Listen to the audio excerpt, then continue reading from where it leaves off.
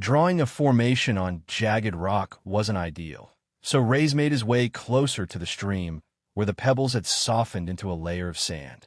With a smooth stick in hand, he knelt down and began to carve the magical circle into the earth, each motion deliberate, almost meditative. The gentle sound of flowing water filled the air, and a rare peace settled over him.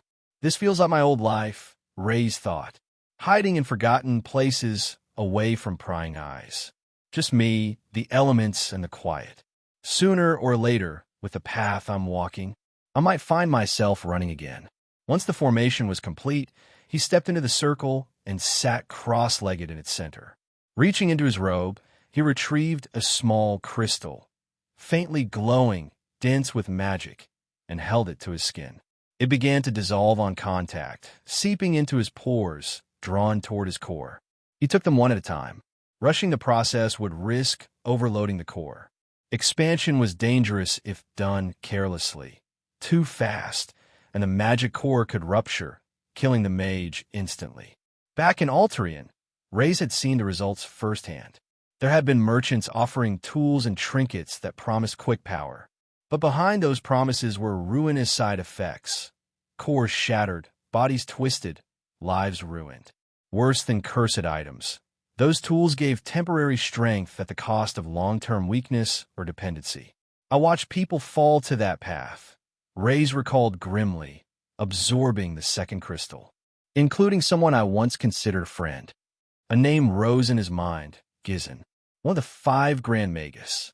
Revered, untouchable, and yet secretly behind the black market trade of these devastating enhancements. No one believed me.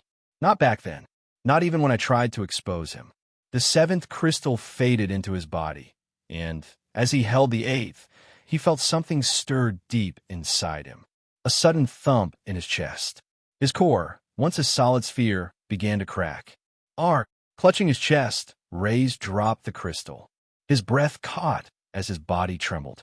A violent swirl of dark magic erupted around him, lashing out in all directions, tearing into the sand and splashing water into the air. His body glowed with a faint, pulsing violet hue. The core within him fractured completely, shattered, and a rush of magic exploded outward like a pulse wave, blasting apart the surrounding area in a burst of raw energy. Collapsed on his knees, gasping, Raze felt something shift. Something new. The air in his lungs felt cooler, cleaner. His senses sharpened. Every touch of the wind carried power. He could feel the currents of energy dancing through the air, the subtle hum of mana woven into the world itself. The colors around him no longer seemed dull or hazy. Everything was vivid, clear. He smiled. A real one. I did it, he whispered, laughter bubbling in his throat. I finally did it. His magic core had reformed, bigger, stronger, and more efficient. The breakthrough marked his advancement to a 2-star mage. The caps lifted. I can wield more mana now.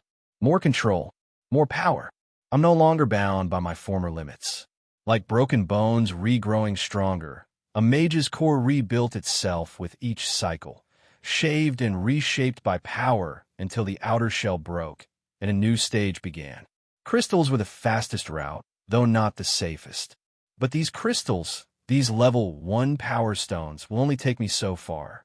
They cap out at the 2-star level.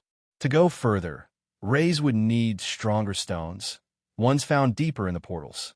Or perhaps through a different one entirely. There are options, he mused. I could try opening another portal. Or go with a clan, safer in numbers. But that also means I can't use magic in front of them. That was the catch. Raze didn't fight like the Pagno warriors. He used spells, something he had to keep hidden. 6 power stones remained. They wouldn't help him ascend, but they weren't useless. Tools can win battles, sometimes more than strength. Enchanted items, charms, scrolls. Those are a mage's hidden blades. He stood up, brushing sand off his robe, and took one last look at the wreckage around him. Pebbles flung far, the sand ripped into patterns by his explosive breakthrough. Good thing no one comes out here, he muttered. Turning back toward the forest, he began the trek toward the temple. Rest was overdue, and tomorrow, He began experimenting with the mysterious gift he'd received.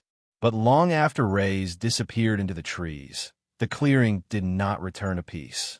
Sparks began to flicker in the air, tiny crackles of electricity dancing like fireflies. Then, a thin portal shimmered into existence, pulsing with unnatural energy. From within, black tendrils emerged, coiling and writhing, reaching into the empty clearing as if searching for something or someone. They flailed for only moments. Then the portal snapped shut, and the tendrils vanished. The air stilled, but the electricity lingered, crackling faintly in the silence, before finally fading into nothing. Sappha stirred from her sleep and, as always, instinctively turned her head. Raze was still asleep, his breathing steady. She exhaled a breath she hadn't realized she was holding, a palm pressed her chest. Lately, a quiet fear lingered. One morning, she might wake up and find him gone. Rising from her bedroll, a cool breeze kissed her skin. It carried a crispness that reminded her of fresh mint, invigorating and sharp.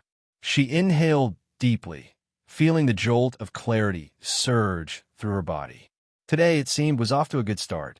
She stepped outside their room with a faint smile, ready to face the day. Still asleep, is he? Crone noted, glancing her way. Well, I suppose his frail frame demands more rest than most. As long as you're willing to do both your work and his, I won't stop you.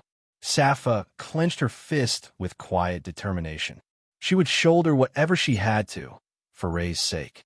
If it meant giving him a bit more rest, she'd clean twice and cook 3 times. When Raze finally woke, the silence in the room told him Sappha was already up. If Crone was annoyed, he'd have already kicked the door down, Raze muttered, rubbing his eyes. He cracked the door open and caught muffled voices. Breakfast chatter, the clinking of bowls. Sounded like the meal had just started. That gave him about an hour before anyone thought to check on him. Settling back on his mat, he summoned his robe and pulled out the weathered Cultivation manual. Sitting cross-legged, he flipped through the pages, noting something curious. Why is every mention of the technique's name scratched out, he wondered. Was this not meant to be taught at all? His grin widened. That only made it more enticing. The foundational steps were familiar, nearly identical to the Dark Essence technique. But the imagery it required, that was something else entirely. Instead of focusing on shadows or void, it wanted the practitioner to visualize the cycle of life and death, birth's radiant spark and death's consuming void, the ebb and flow of existence. This wouldn't come easy to most young cultivators, Raze thought, but I've seen enough life lost to know what death feels like. There was another peculiar note. The technique worked best in places soaked in life or stained by death, birth grounds or killing fields. Hospitals might qualify for the former, but the latter, death, was easy to find. Easier still to make. The implications were chilling, but Raze felt no hesitation. His path had never been clean. Blood was part of it. He began to meditate. Drawing in air slowly through his nose, he let his awareness stretch. The ambient energy around him began to stir, pulled into his body. He had grown efficient at this through repeated practice with dark energy techniques. Then he shifted focus, summoning the mental imagery the manual described. And the energy changed. It was no longer light or dark. It was heavy, ancient, like the last breath of a dying star. He felt it settle into his body, and unlike mana that rose to his core, this energy dove downward, past his belly, toward his center. It's working, he realized. This is chi, real chi. But then, something went wrong. The energy condensed into a tight sphere within his lower abdomen, his dantian, but instead of stabilizing, it exploded outward. Raze muscles locked up. The energy raged through him, lashing his flesh from within. Every nerve screamed. It wasn't just pain, it was destruction. ARGH, he gasped, his voice raw with agony. His organs twisted. His breath caught. Blood burst from his lips, thick, black, and unnatural. He clutched his stomach, but the energy continued its rampage, unfazed. It's heading for my core. No, worse, my heart. Panic surged through him. Shrouded Heart, he roared. A protective spell activated just in time, and everything went black. Hey, welcome to Firescale Audiobooks. If you enjoy our audiobooks, please consider subscribing to the channel. Also, feel free to share your review in the comments section below. After the energy had created a solid base in what Raze assumed was his dantian, the energy started to spread throughout his body, and now it felt like it was ripping him from the inside out. The dark, almost black-colored blood was quite the sign to say that he was probably right, and when he could see it going for his heart next, he needed to act fast. Shrouded Heart, the skill that used up all his mana to create a shield around his mana core, which was linked to the heart in the first place. Raze could feel the energy trying to attack it, almost as if it was alive. However, the skill Shrouded Heart was pushing it away. It continued to hit, and he could feel his whole body shaking. Kook kook. Raze continued to cough, and blood was flung out of his mouth violently. It wasn't just being coughed out, but was being propelled all over the place. Am I going to die?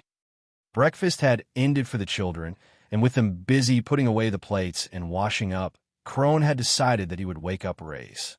Although it was important that he rested, it was also important that he didn't miss a meal. Ark, turning his head, noise could be heard, and it was coming right from Raze's room. Is it an assassin? I thought we were safe in the temple, and with no incidents happening so far, I let my guard down. Crone sprinted right to the room and slid the door open, with his fist ready to go up against anything that was inside, but instead he soon lowered his fist. What in the heavens happened in here? Crone said. Simeon, walking by, could see the teacher standing there still. He decided to take a peek into the room, and he almost fell to his knees. What is all that? Is that blood? The entire room was covered in blood. The flooring had splatters of the dark substance, the walls from left to right, and even the ceiling was covered in it. It looked as if someone had splattered buckets of paint all over the place. It was hard to even believe that a person had so much blood in their body. However, what Crone's eyes had been drawn like a magnet to was the boy sitting in the center of the room on his own. His body was shivering once in a while. It was shaking, his eyes were sunken, his pupils barely visible as they looked to be closed. His mouth was open, and he was repeatedly mumbling the same words over and over again. I will not die. I will not die. I've never seen such a strong will to live before, Crone thought. His presence, it is like that of a dangerous beast. Even I was too afraid to get close. Snapping out of it, Crone acted quickly as he turned around and could see Simeon. Make sure no one goes into this room. It's off limits. In the meantime, I'm going to let Raze take your room. Rushing over, Crone lifted Raze, holding him in a cradling position with his two hands, and rushed him to Simeon's room. He then placed Raze on the bed and shut the door behind him. Raze, can you hear me? Is everything okay? Can you still feel the energy in your body? Crone asked. He could see Raze's lips moving. He was no longer saying the same words, but sounded as if he had said something else. Pressing his head closer, Crone could eventually hear what Raze said. Don't touch me. Raze managed to let out before passing out completely. Some time had passed, and Raze was able to open his eyes again. The first thing he realized was how comfortable he felt as his back was up against something relatively soft, and how much closer the ceiling looked. Wait, why am I lying down? Wasn't I cultivating from that manual before, and then I used Shrouded Heart, but I'm alive. You're awake, Crone said, sitting in a chair that was just by Raze's side. You can keep resting for a while, but if I'm correct in my thinking, you won't feel like you need to. The comments confused Raze. He had just been through a torturous session with his own body and was constantly spewing blood. How could he feel fine? I do feel fine. I feel absolutely fine. No, I feel better than fine. When breathing, there didn't feel like a foot was on top of his chest. His body, it felt more responsive than before, something that he didn't even think was possible. And even his own body composition, the muscles seemed fuller and larger. Finally, he could feel it. His magic core was still there, and in his stomach, there was the basis of chi. Right now, you might be extremely confused, and you have every right to be, Crone explained. What your body went through was something similar to a cleanse. It was getting rid of all of the impurities in your body. But it wasn't a normal cleanse. Every muscle in your body, to your very bones, even your organs. It was getting rid of everything that affects our body in day-to-day life, what harms the cells that make up all of our body. That black blood that spewed out from your body, that was you going through the cleanse. It was black in color because it was everything bad that your body didn't need. The only thing was you had an extremely abnormal amount. I've never seen someone have so many impurities in their body before. Hearing what Crone was saying and feeling the effects on his body, he could only believe that what he was saying was true right now. Does this mean I have chi now, and I can learn martial arts? Raze asked. Crone chuckled. The difference between a regular civilian and a Pagna warrior are the impurities in their body. Now that your body has gotten rid of all of this, it's now stronger, can move faster, and last longer. You're almost a superhuman compared to them. Raze, what you just went through isn't just someone who has learned to use chi. You are now officially a Stage 1 Pagna warrior. The two were just in disbelief as they looked at each other over their words. But what Raze had been through was something that only first-stage Pagna warriors went through. Those of the Red Brigade, just like at the temple, would learn how to use chi, and when a core was established enough, it would get rid of the impurities from one's body, allowing them to reach the first stage. This was also the requirement for one to enter the Pagna Academy, and that's why everyone coming from a clan or respectable family trains so hard to reach this stage. I'm at the first stage. You're saying not only have I learned to use chi, but I'm beyond even that? How is it possible for me to have skipped so many steps? Raze asked. The only thing I can think of is the chi pill I gave you. It perhaps was far more effective than we realized, and as you said, your body was just taking a long time to heal, Crone answered. Another reason is perhaps because of the large amount of impurities in your body. The more impurities in one's body, the more energy needed to expel it. For you, there was only one option of jumping from one stage to the other because you weren't able to exert next to no strength, and you weren't able to slowly get rid of these impurities. So a mass amount of chi is needed, which is why I gave you the pill. There was also something else that Crone didn't mention. Originally, he thought that Raze couldn't learn martial arts or make a base for chi because his body was already filled with dark or light energy. One would call this a yin or yang body. However, with all the black blood that was spilt and forced out his body, he now knew the real reason. It was due to the impurities, but Raze's case was extremely rare. If a chi base was able to forcefully be established and rid the body of everything impure, then it would also go for the heart as well. In nearly all cases where there was one with a body like Raze, they would end up dead, and there were only a few cases where this hadn't happened. Those people had gone on to be known as irregulars, disrupting the world of Pagna. Little did Raze know that if he hadn't used the skill-shrouded heart, he would be dead. Raze couldn't help but continue to move his hand through the air in amazement. It was so easy, feeling next to no resistance at all. When was the last time he could ever do this? In his past life, he always wondered if he would live to the next day, worrying about food on the table. When he got older, food wasn't the problem, but all the self-experiments he had done on his own body had made him live in pain almost every day of his life. Then when transferring to this new body, it wasn't exactly the best that was until now. Damn, you have managed to give me a great gift beyond what you can imagine, Raze smiled. Crone was still sitting there in disbelief as he looked at Raze. It was only a few days ago that he was talking to Sunny about what to do. If Raze wasn't able to get into the academy when he turned 16, he wouldn't be able to protect himself, and with the way things were going, it would have been impossible. Later on, Raze was out of his bed and had consumed everything on his plate that they gave him for breakfast and lunch. When he met the others, all of them could tell there was a noticeable difference. For one, his skin was glowing more vibrant than before. He was no longer slouched when eating, and even his muscles on his body appeared to bulge fuller compared to before. Other than his face, it was hard to tell that the two were the same person. There wasn't a single thing left on Raze's plate, and he was also eating what was left on others' plates. Crone couldn't help but smile as this was just more proof that his body had essentially evolved, and now it needed fuel to work. For the rest of the day, Raze's task was cleaning up the room that he had ruined with his own blood. He had a bucket and a cloth and was working hard away.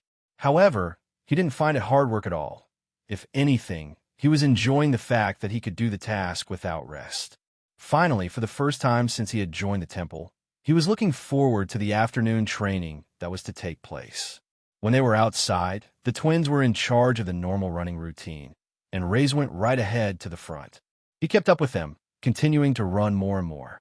Even when they sped up, he didn't fall behind.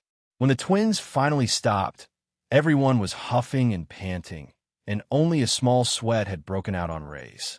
This is it. This is what it feels like to experience youth again. Raze smiled. When one transmigrates to a new body, they expect something like this. What happened to your brother? Simeon asked. He's become a monster overnight.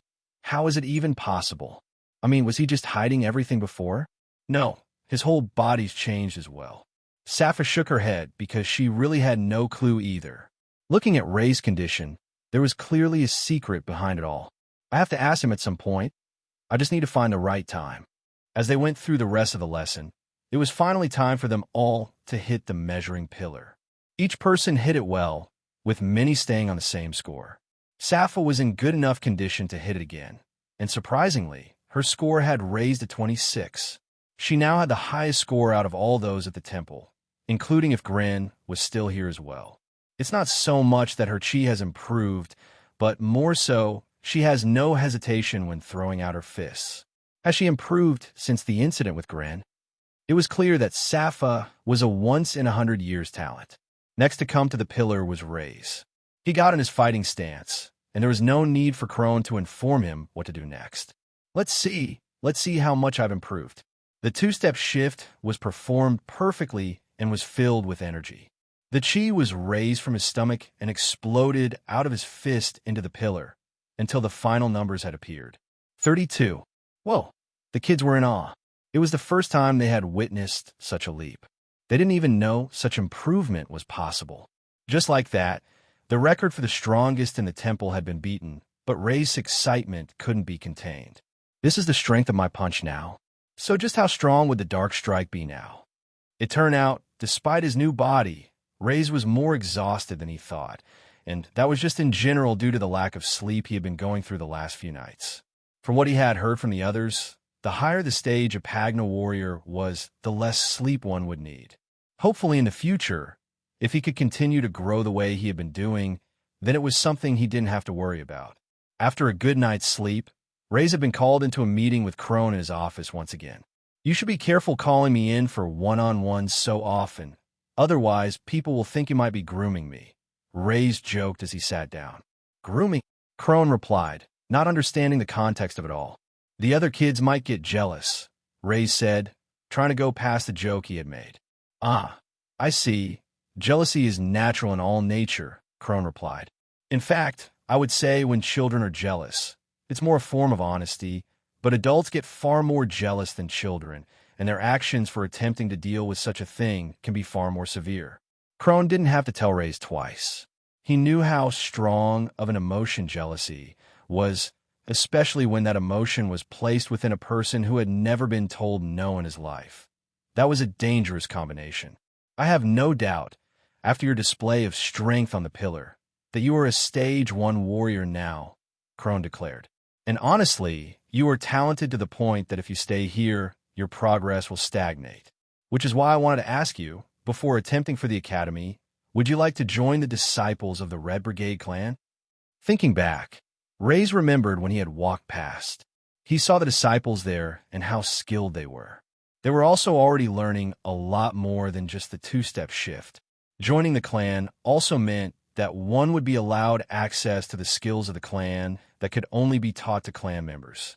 It also meant loyalty to that group of people as well. Although it would be nice to learn more martial arts techniques, the Red Brigade clan is small, and it would limit me, Raze thought, and a picture of Dame appeared in his head as well as Beatrix. These two had to have come from far greater clans than the Red Brigade. Through my relationship with Dame, I have the chance of obtaining better and more powerful skills. Besides, there are more people there that would keep me under greater watch than here. The answer was clear for Raze. I'm sorry, but I don't wish to join the Red Brigade clan, Raze answered.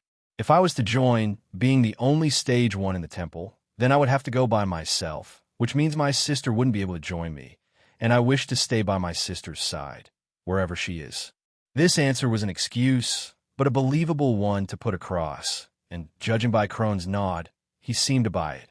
"I understand, but if you ever change your mind, then feel free to speak to me," Crone said.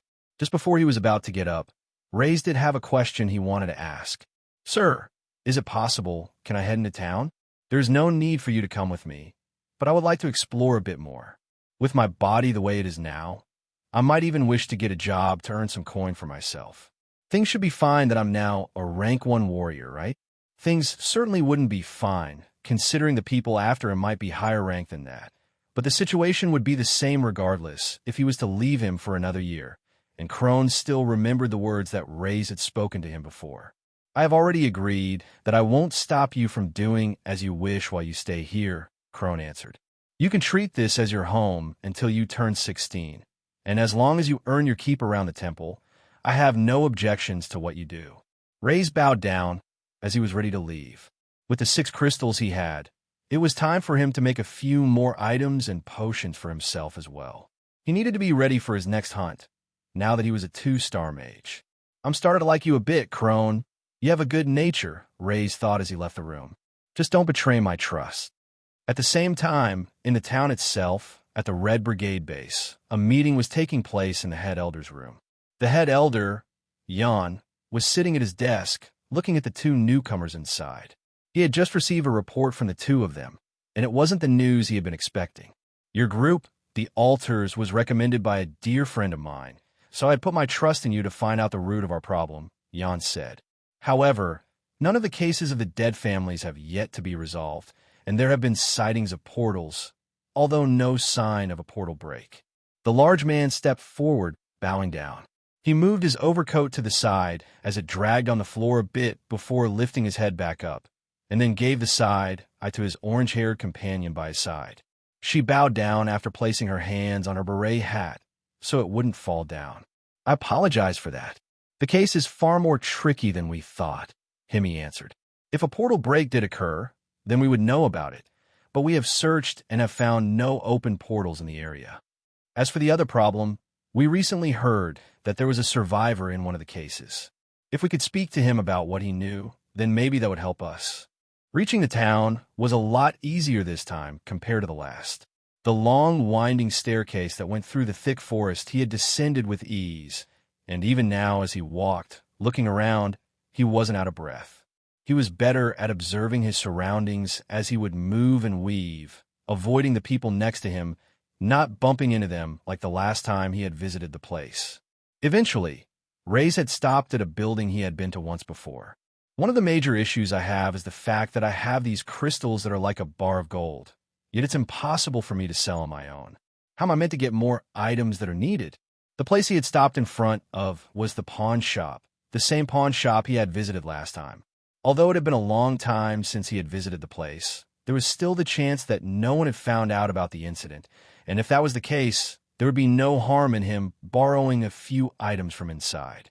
To his surprise, the sign on the front door stated open. Open? How is that possible? I didn't hallucinate about what happened last time, did I? Raze thought.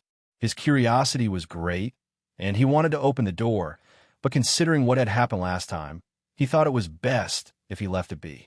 Walking away, he couldn't help but think about how strange it was. Was there no investigation? I mean, I can understand if the business was bought out and changed. Maybe it was taken over by another family member. Or it could be some type of trap. They do say that criminals always return to the scene of the crime. Inside the shop, working behind the counter, was the large man in the brown overcoat. Himi had been using it as a base of operations of sorts in the meantime, and had gotten permission from the Red Brigade to look after it for now. As for the deaths of the 2, they truly did have no family and friends. No one missed them, and when old customers returned, stating that the 2 had run away, everyone was quick to believe that fact. Continuing his walk, Raze had entered an open market. There were stalls that were packed tightly together in rows selling a number of different things. One would sell food, another clothing, while being stationed right next to weapons. It was a mix and match of all sorts. It was also one of the best places to get a bargain. Maybe I could do some odd jobs for one of the stalls in return for an item or 2. Stopping at a jewelry store, Raze was looking at all of the objects that had been made from stones found all across the continent. Jewelry was good for a mage to enchant since they could wear multiple pieces. One had 10 fingers but didn't have 10 pairs of trousers to switch in between fights. Of course, there was a limit to how many magical items one could use. Otherwise, one would have mages pierced in every section possible, although he did know a mage with a Prince Albert once. Raze looked at the woman behind the counter. She looked fairly old and was covered in her jewelry, most likely one she had made herself. "Feel free to take a look at whatever you want, young man," the woman said. "I made most of these myself, while some have been traded and shared with as well." What Raze was looking for was a high-quality item. The materials, as well as who crafted it, was what made the quality of the item better. With this, the effect of enchanting an item with cursed magic would increase, and he wouldn't have to rely on finding a higher-level power stone. The thing was, high-quality items for aesthetic reasons and high-quality items for a mage were completely different.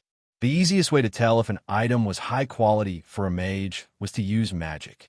Raze lifted his hand and hovered it over each item, and as he did, he activated a small amount of magic in his palm, touching the item ever so softly. The item would then vibrate in response. The more it vibrated, the easier it was to enchant into a higher-level item. The shopkeeper was keeping a keen eye on Raze, perhaps thinking he would steal and run off with the items. But with how small the amount of magic he used, it would be next to impossible for one to tell what he was doing unless they were a mage. Continuing to do this with each item, nearly all of them were of poor quality until he had reached a rounded black-colored earring. It looked like a ring one would put on their finger, but based on the sharp-pointed ends, it clearly was an earring. Hitting it with magic, it started to vibrate, even moving the box it was in slightly. "How much for the black earring?" Raze asked. "That?" She peeked over her display. "Are you sure you don't want any of the other items? That one is quite dull-looking compared to the rest." "I'm sure of it," Raze replied. The woman clicked her teeth. It was quite clear that the earring didn't match the style of the other items, so it wasn't something she had made, and most likely, it was traded, which was why she was disappointed. "The ring goes for 10 coppers. No less, no more, I don't haggle," the woman said. Often at the temple, Crone would teach the younger children how to read, write, and also a few general things about the world. The currency in Pagna mostly relied on coins, and there were 3 types: copper, silver, and gold. There were some currencies above these, but Crone made it clear that they would never see these in their lifetime, so he didn't bother with teaching them. 100 coppers were worth 1 silver, and 25 silver equaled 1 gold coin. To put that into perspective, a loaf of bread went between 1 to 2 copper coins, depending on the season or how much bread was produced. Although jewelry had a hefty price in his world, he found it hard to believe that there would be those willing to give up 10 loaves of bread for an earring when there were plenty of people who looked underfed. "And how much for one of these?" Raze pointed at one of the more colorful earrings that were shining with purple decorations. "Oh, you have good taste. That is 2 copper coins," she happily said with a large smile. It was without a doubt that right now he was getting scammed. Right now, he wanted to grab her face and slam it down into the display. But he had to tone down his anger. "I don't even have 2 copper coins, never mind 10. So how am I going to do this?" Raze thought. The best way to word how he would be able to help her.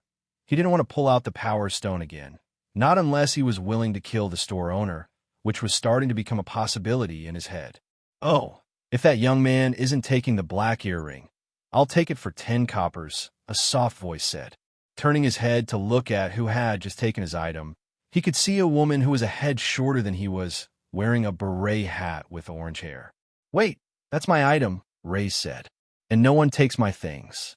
What is with all these people getting on my nerves today?" Raze thought as he looked at the woman by his side. She hadn't even turned her head after he said those words and was completely ignoring him. Is everyone in this world like this, or what? And I thought Altarian was bad. "Wait, I want that item," Raze called out, but he didn't know what to do next. He had no coins. All he had were his words, and he wasn't exactly the best speaker when it came to this situation. "Young man, are you going to pay me or what?" the shopkeeper asked. "I was hoping I could maybe do some jobs and work for it. Raze said with a smile on his face. She immediately turned to the girl and held out her hand, to which the other person proceeded to hand the coins over, pulling them out from a rather odd purse. It looked like an obese round bird that, when squeezed, its yellow beak would open up.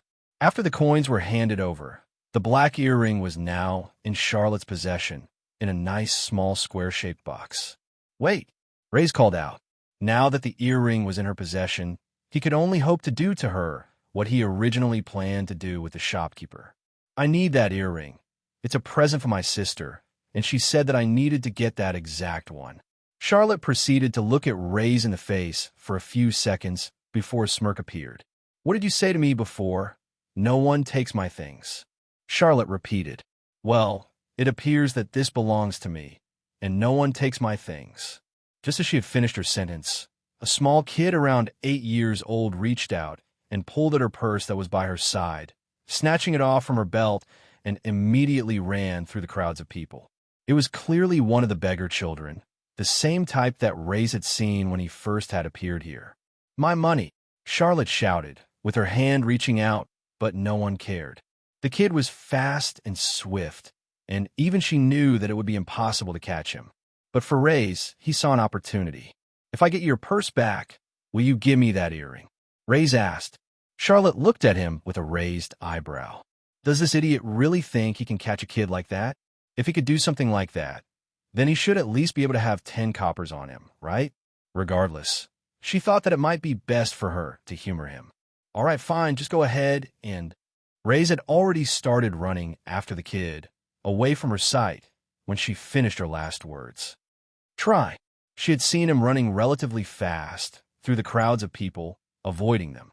It was quite the sight to see, and even Raze was impressed with himself. Where people's footsteps would be, their bodies, he could predict it all, and he could see the kid continuing to run through the crowd, spinning around, and he was slowly starting to catch up. While swiftly avoiding people, Raze could see himself getting closer and closer to the kid. He was nearly there, until someone had walked dead straight ahead of him, crossing his path to go over to the food stall. "Moo!" Raze shouted. He was running too fast to avoid a collision. Hearing the words, the youngster, cloaked in dark red clothing, turned to see the white-haired boy. "I said, move out of the way!" Raze shouted as he shoved the young man, touching his shoulder, and pushed him to the side. During the chase, Raze didn't realize how much adrenaline was running through his body and the fact that he was even powering his steps with a bit of chi. He had used chi on the bystander, causing them to be thrown right into the stall. The young man had crashed into the food stall, breaking it apart, while liquid from the cooking pots spilled on top of him. "Arg Chach!" The man screamed in pain from the hot food and quickly jumped up and down, trying to get as much food off of him as quickly as possible. "That white-haired be asterisk starred. Does anyone die?" The young man shouted. "Who was it? I'll make sure he gets 10 times the payback for this." Filled with anger, steam was almost coming out from his ears, but there was one feature that he remembered, and that was the white hair. Wait a second, white hair? Haven't I seen him before? After the small incident that Raze was blissfully unaware he had created, he had managed to catch up to the kid, lifting him up by the back of his shirt and snatching the purse out of his hands. "Sorry, kid. I know you're only doing this to survive. You're not at fault," Raze said. He knew the kid would run off as soon as he put him down, for fear that he would hand him over to someone from the clan. So instead, with one hand, Raze flicked a silver coin in the air. The kid, almost on instinct, managed to catch it. "Take that and feed yourself," Raze said. "And next time, try going after the fat ones. They won't be able to run after you, and they sure have enough money to feed themselves." With those words of wisdom passed along, Raze let go of the kid, who immediately ran off. Looking behind him, Raze had noticed that there was a commotion going on. "Did I push someone?" Raze looked at his hand. "I think I did. It might be best to go the long way round." With this in mind, Raze decided to take a different route on his way back to where he last was. With the purse in his hand, the thought of just taking it with him had come up, but he wanted the earring. There weren't going to be many chances to get an item like that, but money in the future would be easy to get, especially if he found a way to sell the power stones. It didn't take long for him to find the girl still waiting. Raze waved the bag in the air in front of her with a smug smile on his face. I had no clue that you were a Pagna warrior, Charlotte said. I've never met one that was so poor before. How did you know I was a warrior? He asked. You could tell just from what you did then. You move far faster than the others. Are you with the Red Brigade clan then? She asked while attempting to take her purse back, but Raze pulled away just in time and held his hand out. She quickly knew what he wanted and placed the box with the earring inside in his hand, exchanging items with each other. I'm not with any clan, Raze answered, which was the truth. What the? There's less money in here. Did you steal some? Charlotte shouted. No, Raze answered. I gave some to that kid so he could eat for the day. You seem to have enough to fill your stomach and a few more, so why not let that kid not suffer for a moment? Charlotte closed her purse and let out a sigh, as she placed it under her hat on the top of her head this time. If I wanted to, I could have just taken the whole thing and left. I have no reason to lie, Raze continued. It's rare to meet a wanderer, but then again, that might be the reason why you're so poor. We could use someone like you. If you need some work, then head over to a pawn shop called Rockcliffe, Charlotte said, turning around and heading in a completely different direction from Raze. Wait, the pawn shop? Isn't that the same pawn that I... Well, it might be best to avoid her completely then. But why would she be in the pawn shop? Is she with the other two? Just who is she? Raze thought. Now that she was gone, though, Raze had a large smile on his face as he flicked a silver coin in the air. I'm just charging some tax for my services, that's all. And you had to be punished a little for taking my item. It didn't seem like Raze was going to solve his money problems anytime soon, but he did have an avenue. As long as his potions worked, or even if they didn't, he thought that there might be a way for him to utilize Dame. Asking for coins up front would be strange since Dame believed he came from another world. So those coins would be useless in his world, but he could still use him to get precious items. Heck, he didn't even mind if he got him more manuals and taught him more moves now that he had a Danteon full of chi. If possible, Raze wanted to get everything he needed done in town today, and he wanted to leave no traces behind. After his encounter with the strange girl with the beret hat, he thought it was better if others didn't see his face directly. When he was in a quiet and secluded alleyway, he activated the robe and lifted up the hood. After he had managed to acquire 4 bottles that each sold for 1 copper coin each, it left him now with 96 copper coins. Relatively soon after this, he decided that he also needed to buy a purse, and had bought one that was purple in color and had a snake pattern on the outside along with a tongue that would pop out. It seemed that these specially designed purses were popular. The purse had cost him a further 3 coins, leaving him with 93 coins. With the coins in the purse, he could now place the whole purse in his robe to store it, and now there would be no incident like what had occurred before. Raze knew full well that if he was to return to the temple, he would be ridden with chores, which would distract him from what he needed to do. He could continue to do things at night, but one of these days he was bound to get caught, which left him in search of an inn. He wasn't planning to stay the night, but still had to pay the day fee, which was a total of 8 copper coins, leaving him with 85. He was quickly seeing the money he had taken going down. Judging by what that girl said before, I wonder how much Pagna warriors get paid, or those that are part of clan. Raze thought. She did say she was surprised to see that I didn't even have 10 coins, and considering my body, I guess they do eat a lot as well. Now in the room, Raze was preparing a number of things. First, he had a piece of chalk in his hands. This was something he had taken from the temple, as the children would often draw on the grounds as a way to play with something. He placed 3 crystals on the ground and started to draw a formation around them. A 2-star mage that can perform 2-star enchantments and has a good quality item with a high-grade crystal can obtain higher enchanted items, and with my dark magic effect, it could even turn out to be an elite-grade enchanted item. The enchanted items all had different rankings based on their effects.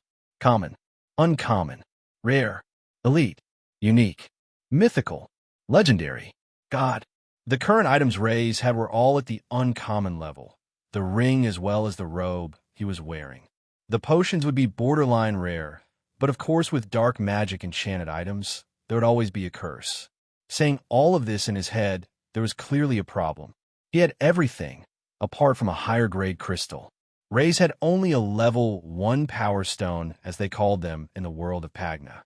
What he needed was a level 2 power stone, and there's a way to do this without fighting a stronger beast. A formation could be cast, combining 2 level 1 stones together. However, a stone would be used in the process. So to create a level 2 stone, one would need 3 level 1 stones. This special formation could only be used to increase the level of the stone by 1 and no higher. On top of that, the higher the level of stone, the less chance there was of the whole thing working. So this was something that Raze would only try with the basic level 1 stones he had. Flicking his fingers with his magic, the formation lit up, and all 3 of the stones started to vibrate and moved, colliding into each other. A bright glow appeared, and the colored crystal had become slightly more transparent in color, a sign that it was a success. That's good. If it failed, I wasn't going to try that again. I need 1 stone to feed this robe, and want to head back and meet Dame. Raze thought, so he really only had 4 stones to create items with. This wasn't originally part of his plan, but after finding the higher quality item in the market, it was something that he just had to do. Although he was enjoying his new body and his martial arts, magic was still his trump card in this world and the others. Drawing a new formation. This one took a lot more time compared to the last. Formations got more complicated the higher the tier of enchantment, with some taking even several days to finish. This was why there were some mages that only focused on enchantment, and it was quite rare to have an all-arounder like Raze. Finishing the formation off, Raze summoned the box out from his robe and pulled out the earring, placing it on the ground. It was the same as before, and with the level 2 power stone, the new magic ritual was beginning. It lit up, and so did the ring in the center. Haha, this has to be an elite grade item. This is going to be great. As the magic lit up, and the crystal's power was forming with the earring, in the corner of the room, behind Raze, electric sparks were appearing. They were coming and going, and small portals the size of a fist were opening up. Breaking through the portals, a small black tentacle was leaking through, wriggling about. It's complete, Raze said, and the magic around the circle had died down. At the same time, the sparks and portals behind him had disappeared. Tell me the effects of this item, Raze asked, and the dark magic moved like a whisper. Soon, the dark magic came back with a text in front of him. An elite-grade, cursed black earring. A powerful curse has been left on this earring. The effect have been locked by the curse until the owner can fulfill the following requirements. The earring must be worn by the user, and they must not take off the earring within the full course of 72 hours. During this period, the user must not sleep, eat, or drink. If the user fails to complete the task, or does one of the above during this period of time, a curse will be placed. Failure to complete the task will result in the user losing all of their senses. They will slowly go blind, lose their sense of taste, sense of hearing, and sense of smell. If a new person is to wear the earring, the 72 hours will restart. SH*T, SH*T, SH*T. Raze mumbled to himself, careful not to express his anger too much for the other people who might be staying at the inn. He just couldn't help himself after seeing the effects of the earring. Out of all the possible outcomes, he was hoping that this type of condition didn't come up, but it was most likely so due to the level of the curse. However, he had managed to create a sealed item. Picking it up off the ground, Raze placed it back in its case and closed it while he let out a big, deep sigh. What Raze had just created was known as a sealed item. In most cases, finding a sealed item might be a joyous occasion, because when unsealed, the grade of the enchanted item might actually be higher than what it currently was. The current grade of the item, an elite item, was more to do with how tough the conditions were to unbreak the seal. The condition wasn't so much of a problem, but because it was a cursed item, now it meant if a person were to fail in breaking the condition, the user itself would be cursed as well. The reason for his frustration was due to him being so conflicted. He had even opened up the case again and was ready to grab the earring and place it on his ear, stopping a few centimeters away. If I break the seal, I could end up with a mythical rank item, Raze thought to himself. The highest 3 grades of items, mythical, legendary, and God weren't usually something someone could just enchant. These items were often ones that were found through the portals in other worlds. There were cases where extremely high-level crystals, along with rare treasures, were used to create these levels of items. To top it off, they would have to come up with their own formations of enchantment. Since enchanting at that high of a level, mages would tend to keep those secrets to themselves. For this to happen, one would have to find multiple things that aligned and needed to put in the hard work. Whereas, just finding the top-graded items through expeditions was more likely, but in some cases were just as dangerous. They tended to be in dimensions that many had lost their lives in. Mythical items, and above were items that made one almost have godlike powers. Entire corporations, guilds, and countries would fight over them, which was why one of the Dark Magus who was able to craft mythical and above items was a figure that could do whatever he wished. Idor, the Noble One, as they called him, somewhat the leader of the Dark Magus, and the one that put out the hit on his head. Just thinking about him, dark magic was swirling around the room, and Raze's eyes were turning a shade darker, his pupils expanding. As an example of how powerful these items could be, the book Raze had found in one of the dimensions was at the legendary rank, and that was the book that contained the ritual that allowed him to transmigrate into the body he was in now. There's also a chance that this could be a complete dud. There is no guarantee, and it could just be an elite-grade item, which is good but not good enough for the risk, Raze thought.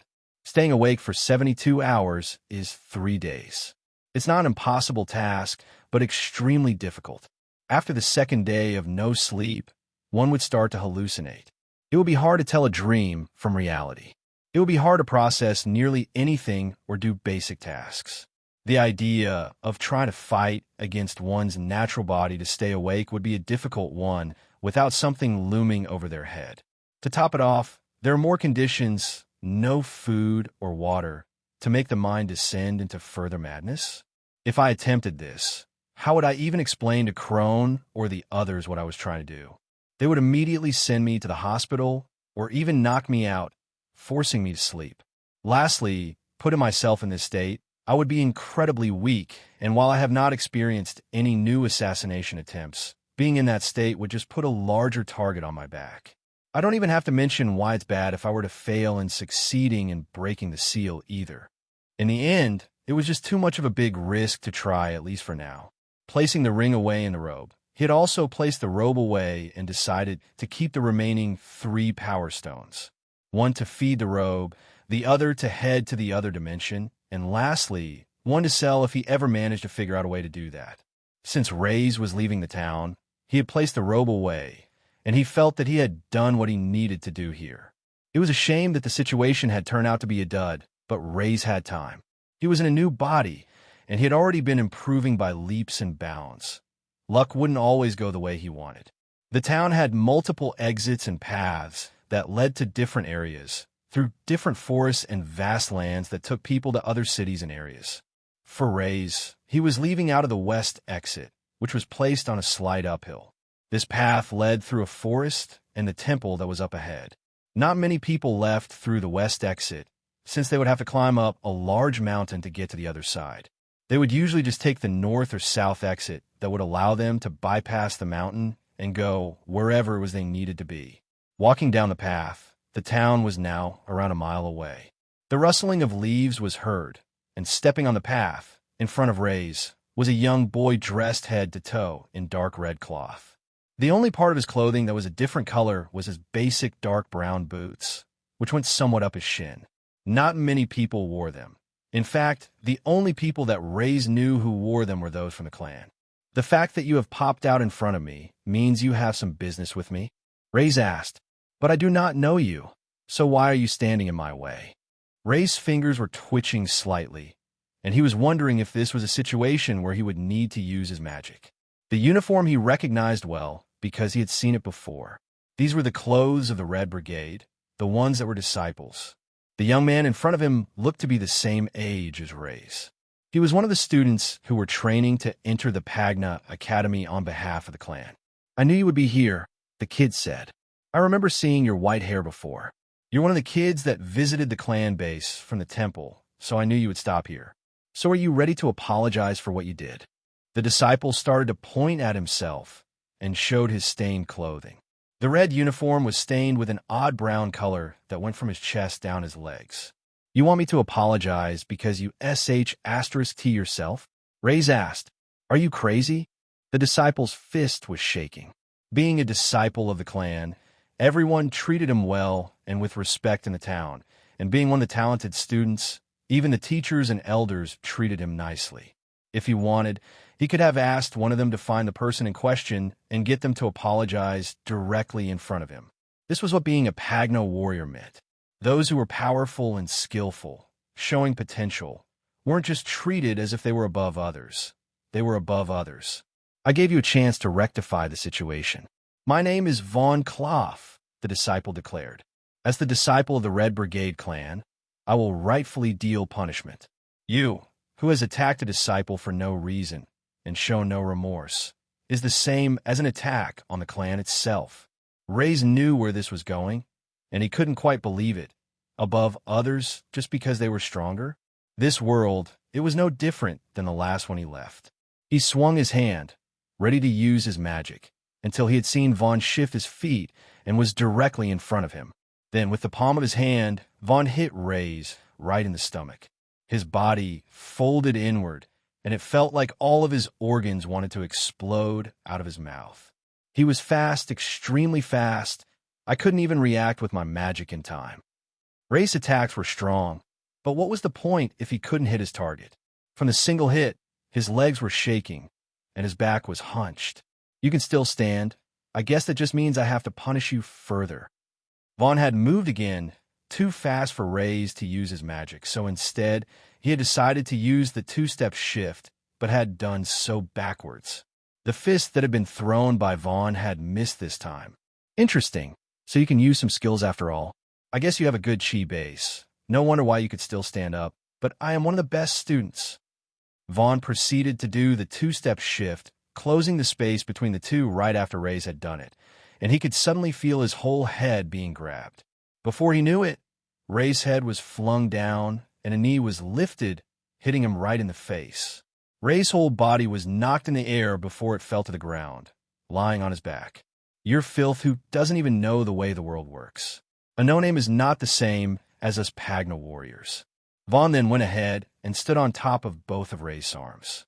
It might have looked like no big deal, but due to using his power of chi, it felt like a 200 kilograms man was now standing on him. It was impossible for him to lift his hands. Don't touch me," Raze shouted as he screamed and desperately tried to move his body, wiggling his legs and arms. But Vaughn quickly kicked them behind him, making him stop before placing his feet spread apart on top of his arms again. "I could see you were trying something with those hands of yours. Too bad you won't get to try it.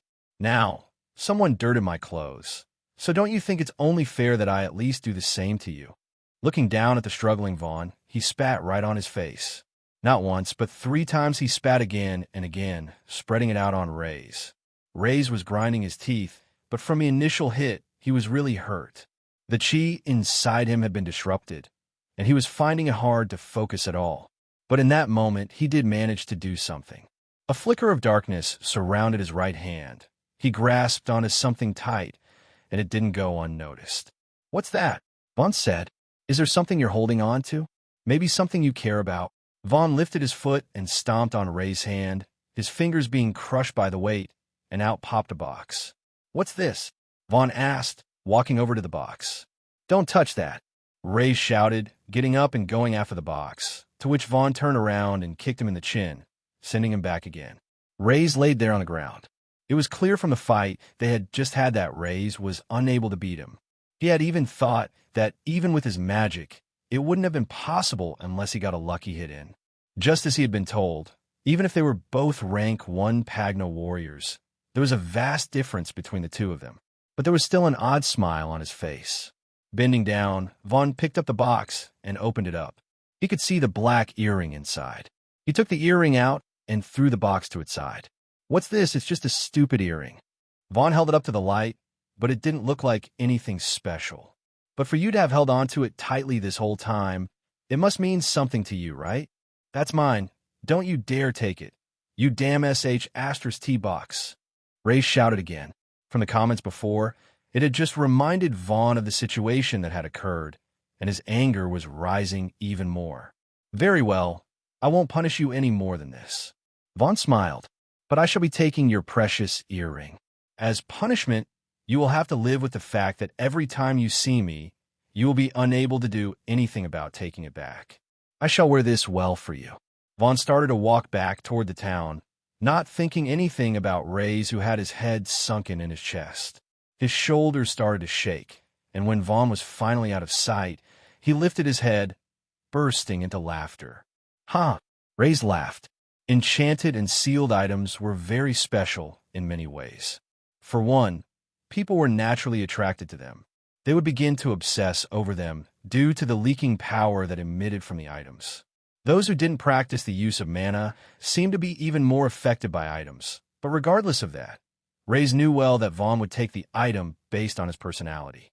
The thing was, enchanted items' effects could only appear in front of mage once they used their magic with the right incantation.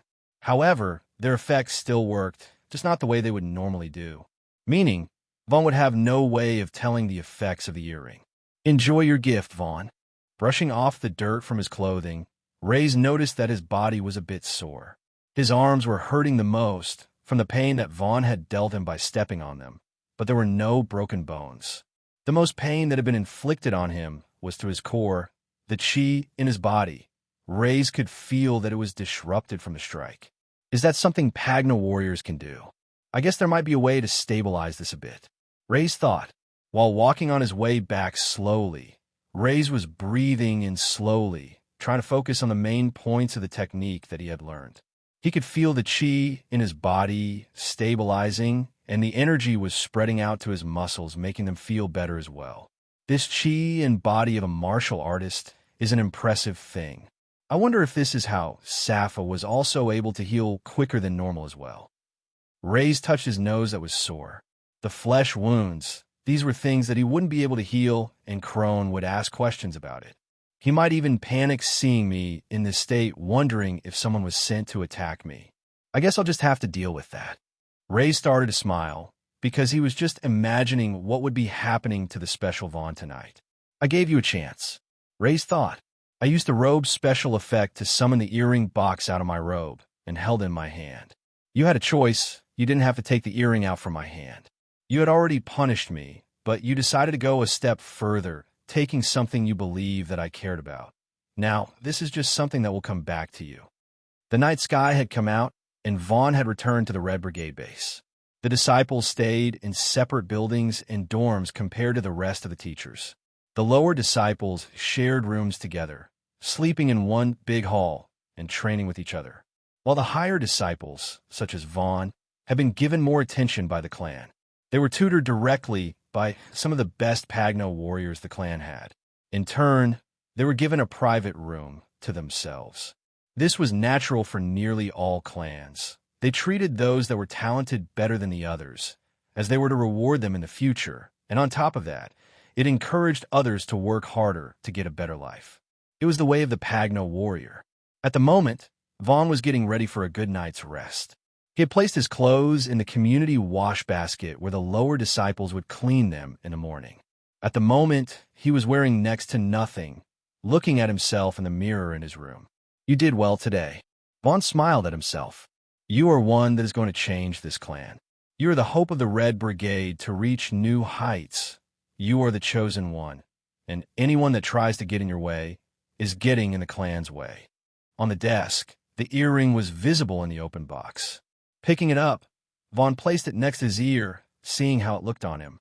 As he inspected the earring, he noticed that it was a little strange. It didn't really have a small metallic part that pierced into one's ear. At least one wasn't visible anyway. Still, a part of it was open, and it was too small to fit on a finger, so he thought the only thing it had to be was an earring. How do you even put this thing on? Is it even an earring? Vaughn lifted it up and placed it next to his ear. He didn't have any type of intention to put it on, but when he placed it around his ear, he felt a sharp pinch. Ow! What did just pierce my ear?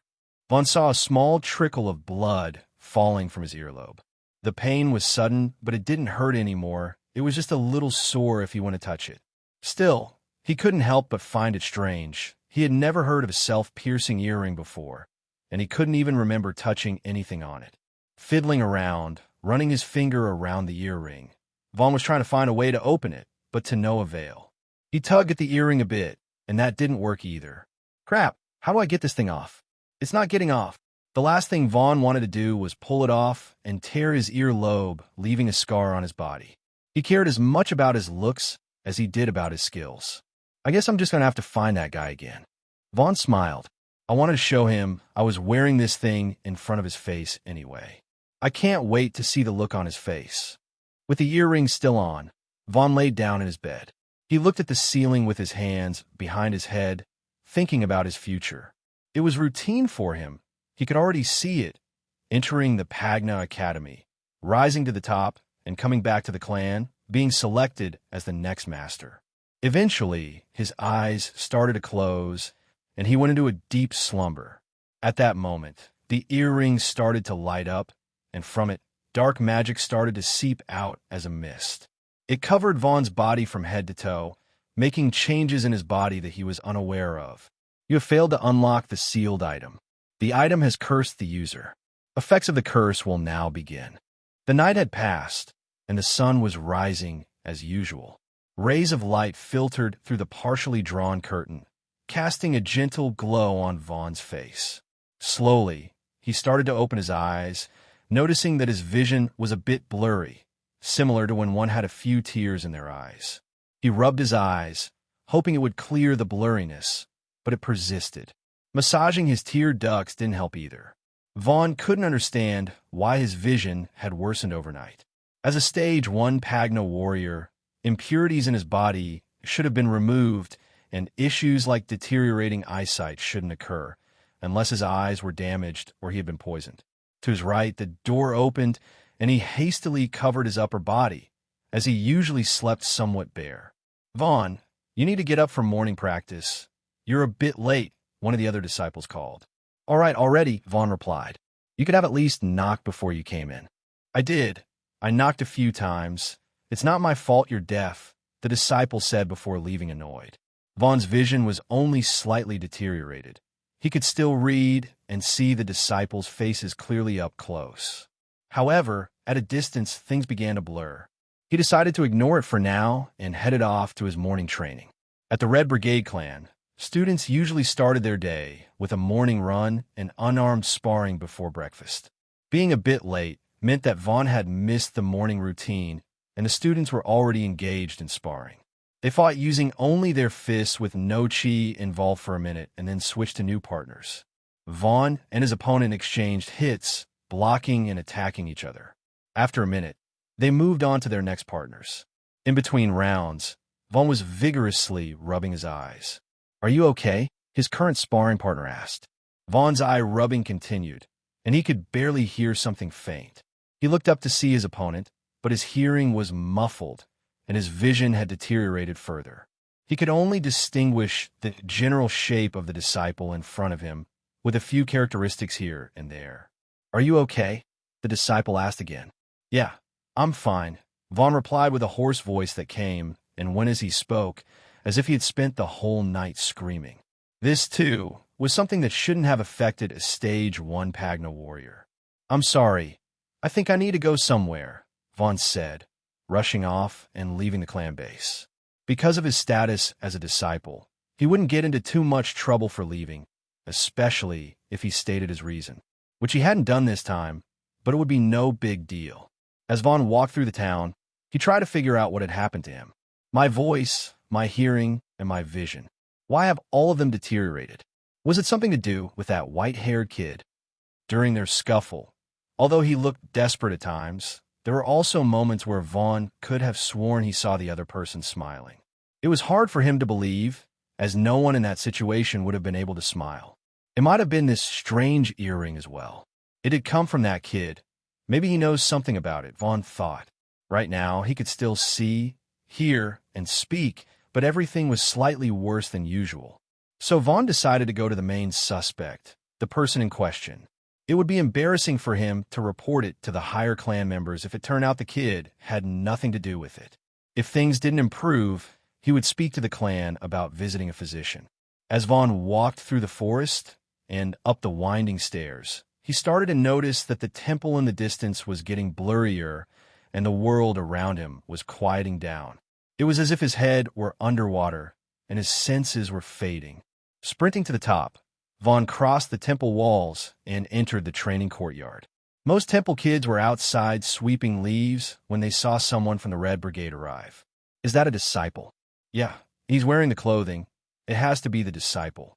Is he looking for Sir Crone? Many of the young children in the town shared the dream of becoming Pagna warriors. However, this aspiration often waned as they grew older and learned about the difficulties and challenges that came with such a path. Still, living in a town with a clan nearby, everyone recognized the disciples of the Red Brigade clan. However, the one who had just arrived was acting rather peculiar. Maybe I should go see what he wants, Simeon said, starting to walk over. But he stopped in his tracks as Raze stepped in front of him. After making an excuse to Crone about taking a tumble and landing on his nose while trying to test his strength, Raze had also insisted on taking a different job that would allow him to be outside in the sunlight. Crone, not thinking much of it, had accepted his request, and it had all led to this moment. Hey, are you looking for someone? Raze asked loudly. Or are you having trouble seeing them? As Raze shouted these words, Vaughn turned his head, and he could see the white-haired figure before him. Yo! Vaughn attempted to speak, but his voice came out strained, sounding as if only air were escaping his lips. What did he do to me? What is it? He knows. He definitely knows. Are you having trouble speaking as well? Raze asked. Those words. What was it? Was it the earring? I'll kill him. I'll kill him. Vaughn's attempts to scream yielded no words, and his vision deteriorated rapidly. It became a chaotic mesh of colors, and he grew desperate, striking out in front of him, but hitting nothing. The sounds around him faded into nothingness. Falling to his knees, tears streamed down his face, but he couldn't even feel them. It was then that he realized he might have lost his sense of touch as well. Panic consumed him. He reached around the side of his face and felt the earring that was attached. At this point, he no longer cared about potential scarring. He just wanted to get better, to return to the way he was. With a surge of desperation, he ripped the earring from his earlobe and flung it away. He had no idea where it landed, but his condition showed no sign of improvement. Vaughn began slamming the ground, causing the tiles beneath him to break. Amidst the chaos, one of the temple kids ran inside and brought out Crone. The sight of the red uniform caught Crone's attention, and he rushed over. What's wrong? Why are you here? Has something happened? Crone asked as Vaughn continued to strike blindly, unable to hear or see. Corn avoided the hits, and due to the situation, he was left with no choice but to strike at the back of his head, knocking him out. I'll be heading into the town quickly to see what's going on. I won't be away for long, Crone said before hurrying away. Meanwhile, Raze stared blankly at the spot where Vaughn had been. He reflected on his actions. If people knew what I had done, some might think that I was cruel, Raze thought, but I have been punished by allowing people like you to live more times than I can count. You attacked me over a few words. You didn't stop at a simple beating. You humiliated me with your spit as well. And then, when you believed something was precious to me, you took it away. As you continue with your life, never facing consequences for your actions, you would grow up to believe it was only natural for you to take what you want without thinking about others. That earring wasn't precious to me, but in the past I allowed someone like you to get off with light punishment, and they took away something very precious to me. So I won't make that mistake again. Raze searched the courtyard for the earring, recalling the direction in which Vaughn had thrown it. However, he couldn't locate it. I was sure it went here. It has to be here. Unless, did someone pick it up? Raze wondered. Inside the temple, most of the kids decided to rest while Crone was away. They relaxed in their rooms, except for one person in particular who sat on his bed, holding a black earring in his hand. Why did I pick this up? Simeon thought, puzzled by his own actions. Seeing the state that Vaughn had acted in, Crone knew something was up. The child was not his responsibility, which was why he had immediately gone to the clan base. Vaughn had eventually woken up, and all of the elders were in shock at his actions. He wandered about, stumbled over his own legs, and was banging the floor constantly. No matter what they did, they were unable to get through to him. They called out, asked him questions, but none of it was working. There was no response back. They had even tried to get him to write what had happened, how he had become this way, but with his sense of touch gone, he couldn't even hold a brush properly. Eventually, Vaughn was even unable to walk, as he was unable to sense his legs. This was as much as Crone had witnessed before heading back to the temple. He had told them what he knew, how Vaughn was in this state when he had found him. It was their guess that he had stumbled there after receiving this condition, whatever it was, because they believed he had no reason to be there. With no clue as to what was going on, they took Vaughn to the physician, with one of the clan members guiding him. At the moment, he was laid out on the bed, his mouth open.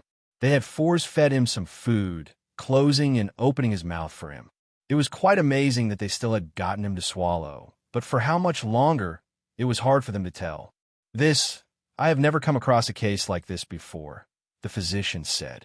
I will continue trying what I can, but as of right now, I wouldn't count on his state changing. He will continue to live, but not in the same way as he did before. This news had reached the elders of the Red Brigade clan, and a meeting was called between them, as this was a big loss to them all, because it was one of their rising talents. In the master's main hall, chairs had been set up, and 6 of the elders, including the master Jan, were sitting opposite each other around 4 meters away in each direction. All of the elders were sitting apart from each other as they would do when having a meeting. I have to ask, one of the other elders spoke up, stroking his large beard that dangled to his chest. Do we perhaps believe that what has happened to Vaughn is the same as the rest of the death-related incidents that have been occurring around town? I believe this is separate. Jan answered immediately before there could be any such rumors. This does not fit anything that has happened before, but I can't say we can rule it out, as at the moment we have no leads. It's the demon faction, one of the elders yelled, jumping out of his seat, nearly pushing his chair over. They have always had ambitions to rule over the entire continent through whatever means are possible to them. They are worse than the light faction, taking out our talent before they even have a chance to grow. Calm down, Donovan. Jan waved his hand, telling him to take a seat. Although I agree with your views on the demonic faction, it makes no sense for them to go after a small clan like ours. For now, we just have to keep a closer eye on this town, for I fear even worse things are to come. Inside his room, Simeon was continually staring at the earring that was in his hand. There was something fascinating about it. When he saw it on the floor, right by his foot, something had drawn him to it.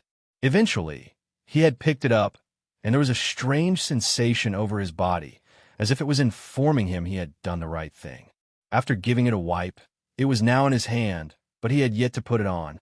This came from that disciple. It looked like he had gone a bit crazy and tore this thing off. It makes me wonder if it's expensive.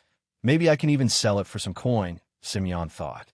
While it was in his hand, he was reluctant to let it go, and continued to twirl it around, looking at every detail of the earring. Yet there seemed to be nothing special about it, but he felt like he was holding on to something like a diamond in his hand. Catching himself in this strange state, Simeon placed the ring on his bedside counter and turned away, looking at his room's wall.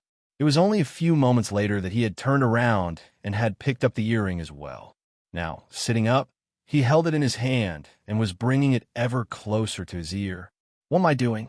This literally just came off the ear of someone else. It's pretty disgusting if I put it on like this. Leaving his room, Simeon had traveled to the kitchen, and after giving it a quick rinse with a hose, he lifted it in the air and brought it to his ear again. Now it should be okay, ouch. Simeon screamed a little. He had only brought it to his ear. The last thing he had suspected was that it would attach itself to him and pierce him. Touching his earlobe, he could feel that the earring was now on him. He tried tugging and pulling, but there was no success in removing the thing. I have a bad feeling about this, Simeon thought. A little worried, he decided to head toward his room. As he was heading out, he bumped into Safa, who looked to be starting cleaning duty in the main hall. Even though Crone wasn't back yet, she had decided that she would get a head start on some chores. She smiled at Simeon, and he smiled back, but then she started to stare at him for a few seconds before pointing to the new accessory he had on him. "Oh, do you like it? Do you think it suits me?" Simeon asked. Quite quickly, She shook her head, which just made Simeon a little more depressed since he couldn't remove this thing. Hey, I'll have you know that I'm starting a fashion trend. Soon all the kids at the temple will want to wear an earring like this one. The comment had made Sappha chuckle a little, and she was soon continuing her duties. In the middle of her cleaning, surprisingly, Raze, who had been outside nearly this whole time, had entered the main hall and started to approach her. Her heart started to beat a little faster. It was rare that he would come up to her first, unless it was a telling off of some sort. Hey, while you're cleaning, look out for a small black earring. It's a small loop-type one that looks like a ring, Raze said. And if you do find it, come to me straight away, and whatever you do, don't wear it. The item was a dangerous one, and as a thank you for obtaining the original owner's body, he thought the least he could do was warn his sister. But after telling her of such things, Raze could see the look on her face with her mouth slightly ajar. You've seen it, haven't you? Tell me, where is it now? Sappha stood there for a moment and stared back into Raze's eyes. She was trying to gauge just what he was feeling right now. Based on his reaction, he knew about the earring. So, did that mean it belonged to him? He did. After all, tell her to give it to him if she was to stumble upon it, and she knew how Raze was about his things. If he was to find out that Simeon had it, then what would Raze do to him? Would it be the same as what happened to Gren? Sappha hadn't even seen the state of Gren, but she was sweating on behalf of Simeon if Raze was to find out. On the other hand, she started to think, wasn't this something that Raze would find out sooner or later anyway? And if that was the case, maybe it would be better if Simeon was found out while Sappha was there. That way, she could try her best to calm Raze down if need be. Pumping her fist and a small nod of her head, she thought this was the right thing to do. It was the least she could do after Simeon had stood up for her and even took a beating on her behalf. He was a good person. Sappha nodded her head and pointed to her own ear, acknowledging that she knew about the earring. She then used two of her fingers to symbolize walking, with another hand behind. For some reason, Raze understood what Sappha was asking him. She was telling him to follow her. So, she knows where the ring is. Raze followed Sappha through the hall, and she was heading to the other side, where some of the kids at the temple stayed. This isn't our room, so does that mean one of the other kids found it after all? Wild thoughts were running through Ray's head. He needed to prepare for the worst, but there was still a chance. Just because someone found the ring didn't mean they would wear it. A knock was made at the door, but there was no response on the other end. Regardless, Sappha had decided to slide the door open and head inside anyway, and Raze had followed. The rooms were small, so it didn't take long for the two of them to see Simeon lying on his bed, his eyes closed with the earring on his ear. "Wake up!" Raze shouted immediately. "Huh?" Simeon opened his eyes and was startled to see the two of them in the room and pushed his back up against the wall. "What are you two doing here? Did you fall asleep?" Raze asked immediately. Ignoring everything else, it was the worst outcome possible. Not only had someone found the earring, but they were already wearing it, and if he had fallen asleep, it would have been too late. "No, I just shut my eyes." "Why are you asking? What are you two doing here?" Simeon said, still a little panicked, but he was starting to calm down. When looking at Sappha, he didn't want to show such a side to himself, so he quickly recomposed and pulled himself together. "If you really just shut your eyes, then why didn't you answer before?" Raze asked. "I was deep in thought, and does it even matter if I fall asleep or not? This is my room." Simeon argued back. Sappha was standing in the middle of the two. She was turning her head back and forth because she thought a fight was going to break out at any second. But that was when Raze had decided to back off and started to bite his thumbnail. "This situation, when I made the ring, I never envisioned this was going to happen. But what do I do now?" Raze looked at Simeon. He seemed fine, and he couldn't feel the presence of curse on his body. That still didn't change another fact, that Simeon had put on the earring. It's no doubt that if Simeon falls asleep, he will suffer a cruel fate. One that is my mistake. Although I have no strong feelings towards him. For some reason, he never told Crone about what he saw that day either. It isn't fair. I should at least give him a chance to fight back. "That earring," Raze pointed. "It's something that you should have never worn, but now you have done so. We cannot undo what has been done." Simeon gulped. He didn't know what Raze was talking about, but just the serious look on his face going along with his tone that was telling him the situation was grave, was worrying for him, and ever since he had put on the earring, he had a bad feeling. What I'm about to tell you may sound like some type of fantasy to you, but believe me, it is very real. For anyone who wears that earring, they are not to remove it. You're not to sleep for the next 72 hours, nor eat or drink. If you do, a curse will fall on your body. You will go blind, you will go deaf, and lose all of your senses. Raze didn't need to explain about magic. He didn't need to tell him where the ring came from or how he knew all of this, because all of that would be pointless if Simeon couldn't survive. Come on. Simeon nervously laughed. Raze, that's kind of a cruel joke. Come on, man. I'm already worried about this thing. Look, if you want it, I would give it to you, but the damn thing won't come off. Raze looked deep into Simeon's eyes before saying the next words. It's not a joke, Simeon. Do you know who had that earring before you? Don't you remember how that disciple from the Red Brigade clan acted? If you do any of the things I mentioned, then you will become the same as him, and there is no cure. If you don't believe me, you can ask Crone when he returns. Sappho knew Raze had been doing some strange stuff at night, and somehow he had managed to get his hands on Power Stones. To her, it didn't sound like Raze was lying, especially with the warning he had given her as well. Looking at Simeon, she just nodded as well. Simeon placed both hands at the side of his head and started to curl up into a ball. But how? It's just an earring. What is this thing? I thought it was some weird **T when it attached to my ear like that. 3 days. 3 days no food or sleep. Is that even possible? Simeon was already affected just from learning the task ahead of him. With the way he was acting now, he was bound to fail. For a couple of minutes, he just sunk his head into his legs until he eventually looked up at Raze. Raze, you seem to know a lot about this earring, so I have to ask you. What happens if I succeed? Does it just mean that I won't be affected and can take off the earring, or is there a chance that I might become strong? Like you? This response was surprising to Raze. Was this a little bit of hope? Was this what Simeon needed to be able to get through this? For him, things had just gotten interesting, and a smile appeared. If you succeed, you'll have power out of this world. Initially, there was a lot of shocks going through Simeon's system. The horror of the task and the reality of what might happen to him if he were to fail. The hardest part of the task was not knowing truly how difficult it would be. It wasn't as if Simeon had attempted to stay awake for 3 days. As for the other conditions, he had experienced them before. It had been a long time, but the combination of all those things would have surely been different. One good thing was, for now, he hadn't asked a lot of questions.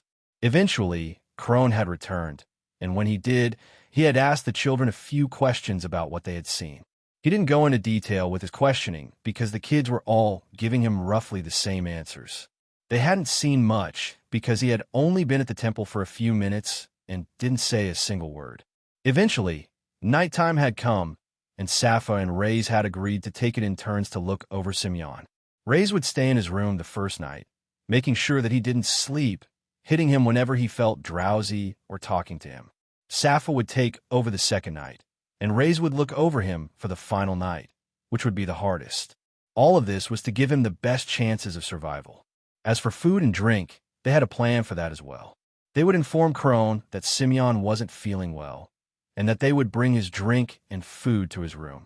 Either Sappho or Raze would then gobble it up, preferably away from Simeon.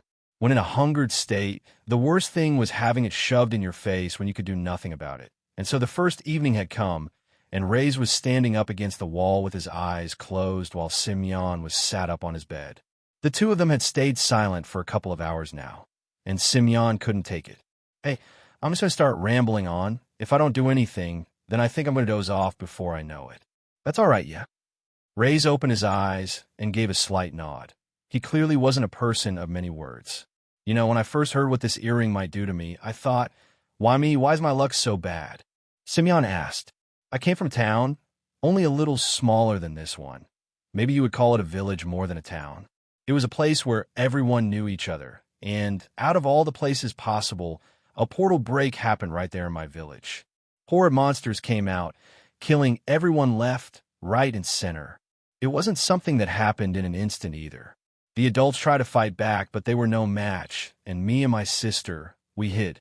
The two of us hid from the monsters with no food and no water for a few days. At first, the pain was unbearable, but eventually I got used to it. It's strange, the pangs would come and go, intense, but the feeling would go away. Even now, it's almost impossible to remember the pain. Simeon then placed his hand not on his stomach, but on his heart instead. But there's a pain that I can't forget.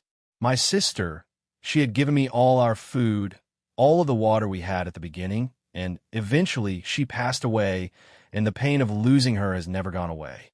So, now you might understand why I have a go at you, now and then, for not looking after your sister, but I'm glad you secretly care. Simeon chuckled. Raze didn't comment on anything that Simeon said, but he made sure to listen to his story well, because it reminded him a bit about his past. Back then, if there was someone who had listened to him, someone who had guided him, would he have taken a different path and never have become the Dark Magus? But there's a large difference in our stories, Raze thought. Simeon's anger can be directed towards the beast that killed his family, while mine is towards other humans. I know a part of your story from before, Raze said. But how did you end up surviving? Was it because of Crone? Simeon shook his head. I told you I wanted to become a Pagna warrior because one saved me, but it wasn't Crone. It wasn't even someone from the Dark faction. Actually, there's this clan called the Crimson Crane. They're probably the biggest and most famous wandering clan there is. Wandering clan? It was the first time Raze had heard of something like this. It's what it sounds like. It's a clan that doesn't belong to any of the three major factions and roams through the lands. At the time, a man named Tylan had killed all the beasts from the portal break and then found me. That's why I want to become a Pagna warrior. No, not a Pagna warrior. I just want to become strong so I can stop these portal breaks before they make more people like me. So I don't care how I get that power. If this earring can grant it, then I'll fight through this and survive. The words Simeon had said, I don't care how I get power, were the same words that Raze had repeated through his head a few times, and hearing it, inside, he was rooting for the kid. Just don't end up like me, otherwise you'll live a *T life like I did. The first night was relatively easy for both of them. Raze was used to a lack of sleep, due to him going out during the night anyway, and Pagna warriors didn't need as much sleep either. For Simeon, he just felt a little hungry once in a while. The worst feeling for now was the first, as his lips were drying up a little, but they all knew that the first day would be the easiest. The two siblings went through their plan, with next to no trouble at all.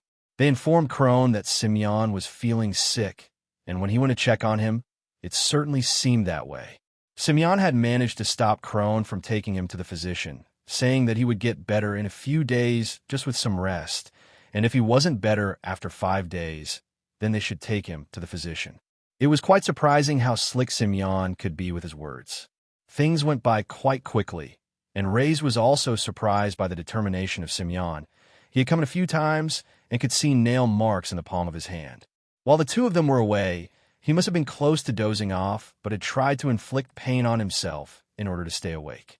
Now, it was the second night which had come, and this was where things were starting to worsen. Sappha couldn't speak, so she tried to communicate with books, pointing to the words, but it was hard for Simeon to focus. His head was banging with pain, and his stomach felt like it was trying to eat itself, as his muscles tensed up hard.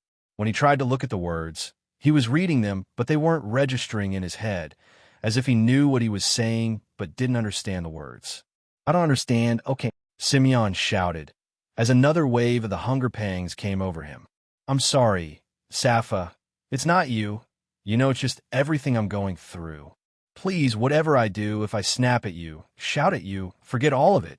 It isn't me, Simeon said. Rather than speaking, Sappha decided to go with another technique for the rest of the night, and it was slapping Simeon's leg every time it looked like he was dozing off. At first, the slaps started off small, but they got larger and larger until his leg was raw red. Simeon screamed, but held it in, trying not to wake up the others. Tears started to fall down his face, not because of the pain, but because of everything he was going through. He felt like he was going mad. All he wanted to do was sleep. Why couldn't he just rest his brain for a moment?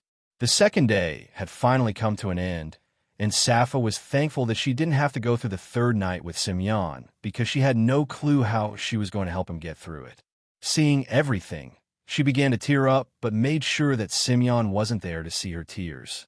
While the two were away, they had to trust that Semyon could get through it for a couple of hours on his own.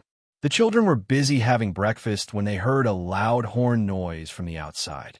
Isn't that the Red Brigade clan's signal? Crone mumbled to himself as he stood up and ventured outside. In the courtyard, he could see not just a single member of the Red Brigade, but it looked like a full squad of 6, one of them including Sonny. I, Rapson, squad leader of the 2nd Division, am here on orders of the Red Brigade clan to collect Raze on suspicion of harming a disciple of the clan. The kids at the temple watched as they saw the Red Brigade clan enter the temple and place Raze in metal cuffs. These cuffs were made of a thick, heavy, black material, unlike the ones used on Altarian. These cuffs were made of a special material that not even those at the peak of the initial stage could break out of. It was something Raze had never come across, and he wasn't even sure if his magic would do the trick. Escorted by 2 Pagno warriors on either side, they led him down the stairs while Crone stood by Sappho's side for support, not saying a word. Before they had put Raze in cuffs, they had given him a brief explanation as to why they had done so, because he was suspected of harming a disciple. Since coming here, there were a few people that Raze had done harm to. The Pagno warrior that tried to kill him, the pawn shop owners, Grin, and last, but not least, Vaughn, the disciple of the Red Brigade clan. I wonder how they managed to suspect me, Raze thought, as he followed the others and eventually left the temple completely. He shouldn't have been able to speak, and if he lost all of his senses, he wouldn't have been able to hear their questions or write. Could it be, does the world of Pagna have something that can heal the sealed curses? Something that not even the 9-star mages of Altarian could complete. During the walk through the forest and through the town, not a single word was said to Raze, and he reciprocated by staying silent. In this type of situation, it wouldn't be surprising for a kid to remain quiet. There were many looks from the onlookers, but there wasn't too much shock, as this was something that occurred once in a while. The clan was employed on behalf of the local kingdom, so it was their job to uphold justice. Other than other Pagna warriors, one couldn't really go against them in the first place. So they would bring them in and hold them before carting them off to the main city to be locked up. Eventually, Raze had entered the base, but he wasn't taken to the main buildings or the buildings at the side. Instead, he was taken to an area behind the main building, a crude, worn-down building at the back. A few guards stood outside the building, and upon heading inside, it was quite obvious what the place was, a holding cell. Passing by the other cells, he could see what looked like drunks and a few disgruntled older men, but no one that appeared dangerous. It just made it clear that the town and the clan itself wasn't a dangerous place. With the cuffs still on, Raze had been placed in a small room where he couldn't even lie down. At most, he would have been able to stretch his arms and touch all sides of the walls, but due to the cuffs, he could only move his arms up and down. With that, the other clan members left him be. Are they just going to lock me up and keep me here? Raze thought. No trial, no explanation of what happened, or how they even found out it was me. I mean, I am guilty, but where's the evidence? Although Raze was unable to break the locks, he could still use his magic through his hands. If he wanted to, he could blast away the weakened walls, but he wondered where that would leave him. I guess if the situation goes from bad to worse, I could always escape to that other world and meet up with Dame. If the item did him well, he could protect me for a while, Raze thought. After around an hour or so, footsteps were heard down the hallway, and eventually they had stopped right in front of Raze's cell. How are you doing in there? Sonny asked. That was a stupid question to ask. I guess you're worried sick and have no clue what's going on. Based on how Sonny was acting and the fact that he had come in on his own, Raze realized that this wasn't on orders, and maybe he would be able to get some information from him. You're right. I have no idea what's happening right now. Why did they say I hurt a disciple? It's not even something I'm capable of, Raze said. Sonny looked to his left and then placed both hands on the bars as he went in closer. The situation isn't looking the best right now, Sonny whispered. You know the clan was already suspicious of you because you managed to survive back then. Jan told you that, and honestly, you were never cleared of being a suspect. As for the disciple that was injured, the physician was able to get some information out of him. The kid, he can't speak, he can't hear, and he can't see, but I heard he can still cultivate chi inside to a certain degree. The physician tried to help him restore some of his functions through chi. It must have powered through his body and allowed him for a moment to get back some of his senses. The disciple did two things. He mumbled white hair and also wrote down the words white hair as well. They tried the same trick again, but it only seemed to work once. Now, just because you have white hair doesn't mean they outright think it's you, but you're high up on the list due to the other incident as well, and other than the old ones, there aren't really many with white hair. In some ways, hearing this news was a bit of relief. Since they hadn't figured out a way to cure Vaughn, it meant that the blame couldn't 100% be pinned on him. The clan was unsure about punishing someone who was just a kid. The clan right now, they're waiting on some experts to come and interrogate you. An eyebrow was raised. What kind of experts could confirm the truth? Was that even possible? If it was a mage, they could perhaps cast a spell that looked into one's memories or force them to reveal the truth. But based on what Raze knew about the Pagna, they weren't capable of such things. A click, followed by a creak, was heard. The Red Brigade members had come in, and they weren't alone. Along with them were the two experts. Sonny had run out of time. He wanted to ask Raze if it was him or learn something. If he did find out something, what would he have done? That he didn't even know himself. The Red Brigade members lined up in front of the cell, and lifting his head, Raze could see the experts by their side. "It's you," the woman said. The voice was a familiar one, and out of all that he thought he would see, he never thought he would come across the woman from the market, Charlotte, and standing by her side was her large friend, Hemi. "It's nice to meet you," Hemi winked. It was the last night for Simeon, and originally, Raze was meant to cover it. He had been taken away in the morning, and there was no sign of him coming back anytime soon. The children had even asked Mr. Crone about what had happened to Raze, but he gave lackluster answers such as they just wanted to speak with him. Maybe due to Sappho living a life without speaking, she had become quite versed in reading facial expressions, and she could tell Crone was lying. Many of the children could too, as they had heard what the Red Brigade squad had said when they first arrived. During the night, Sappho had snuck into Simeon's room. With Raze not being there, it was her turn to take over, and with not having slept much the night before, she was pretty exhausted as well. But all of those feelings nearly disappeared in an instant. Simeon was constantly slapping the side of his face, which had swollen up a bit from him repeatedly hitting himself. There were scratches on the side as well, as he had dug his nails into different parts of his skin in a way to keep himself awake in any way possible. "Someone, help me," Simeon mumbled. "Please. Raze, is it you? Raze." Simeon hadn't even turned his head, and even if he did, Sappho was unsure if Simeon would recognize it was her instead of Raze. Immediately, she started to tear up. What was she meant to do in this situation? How was she meant to help?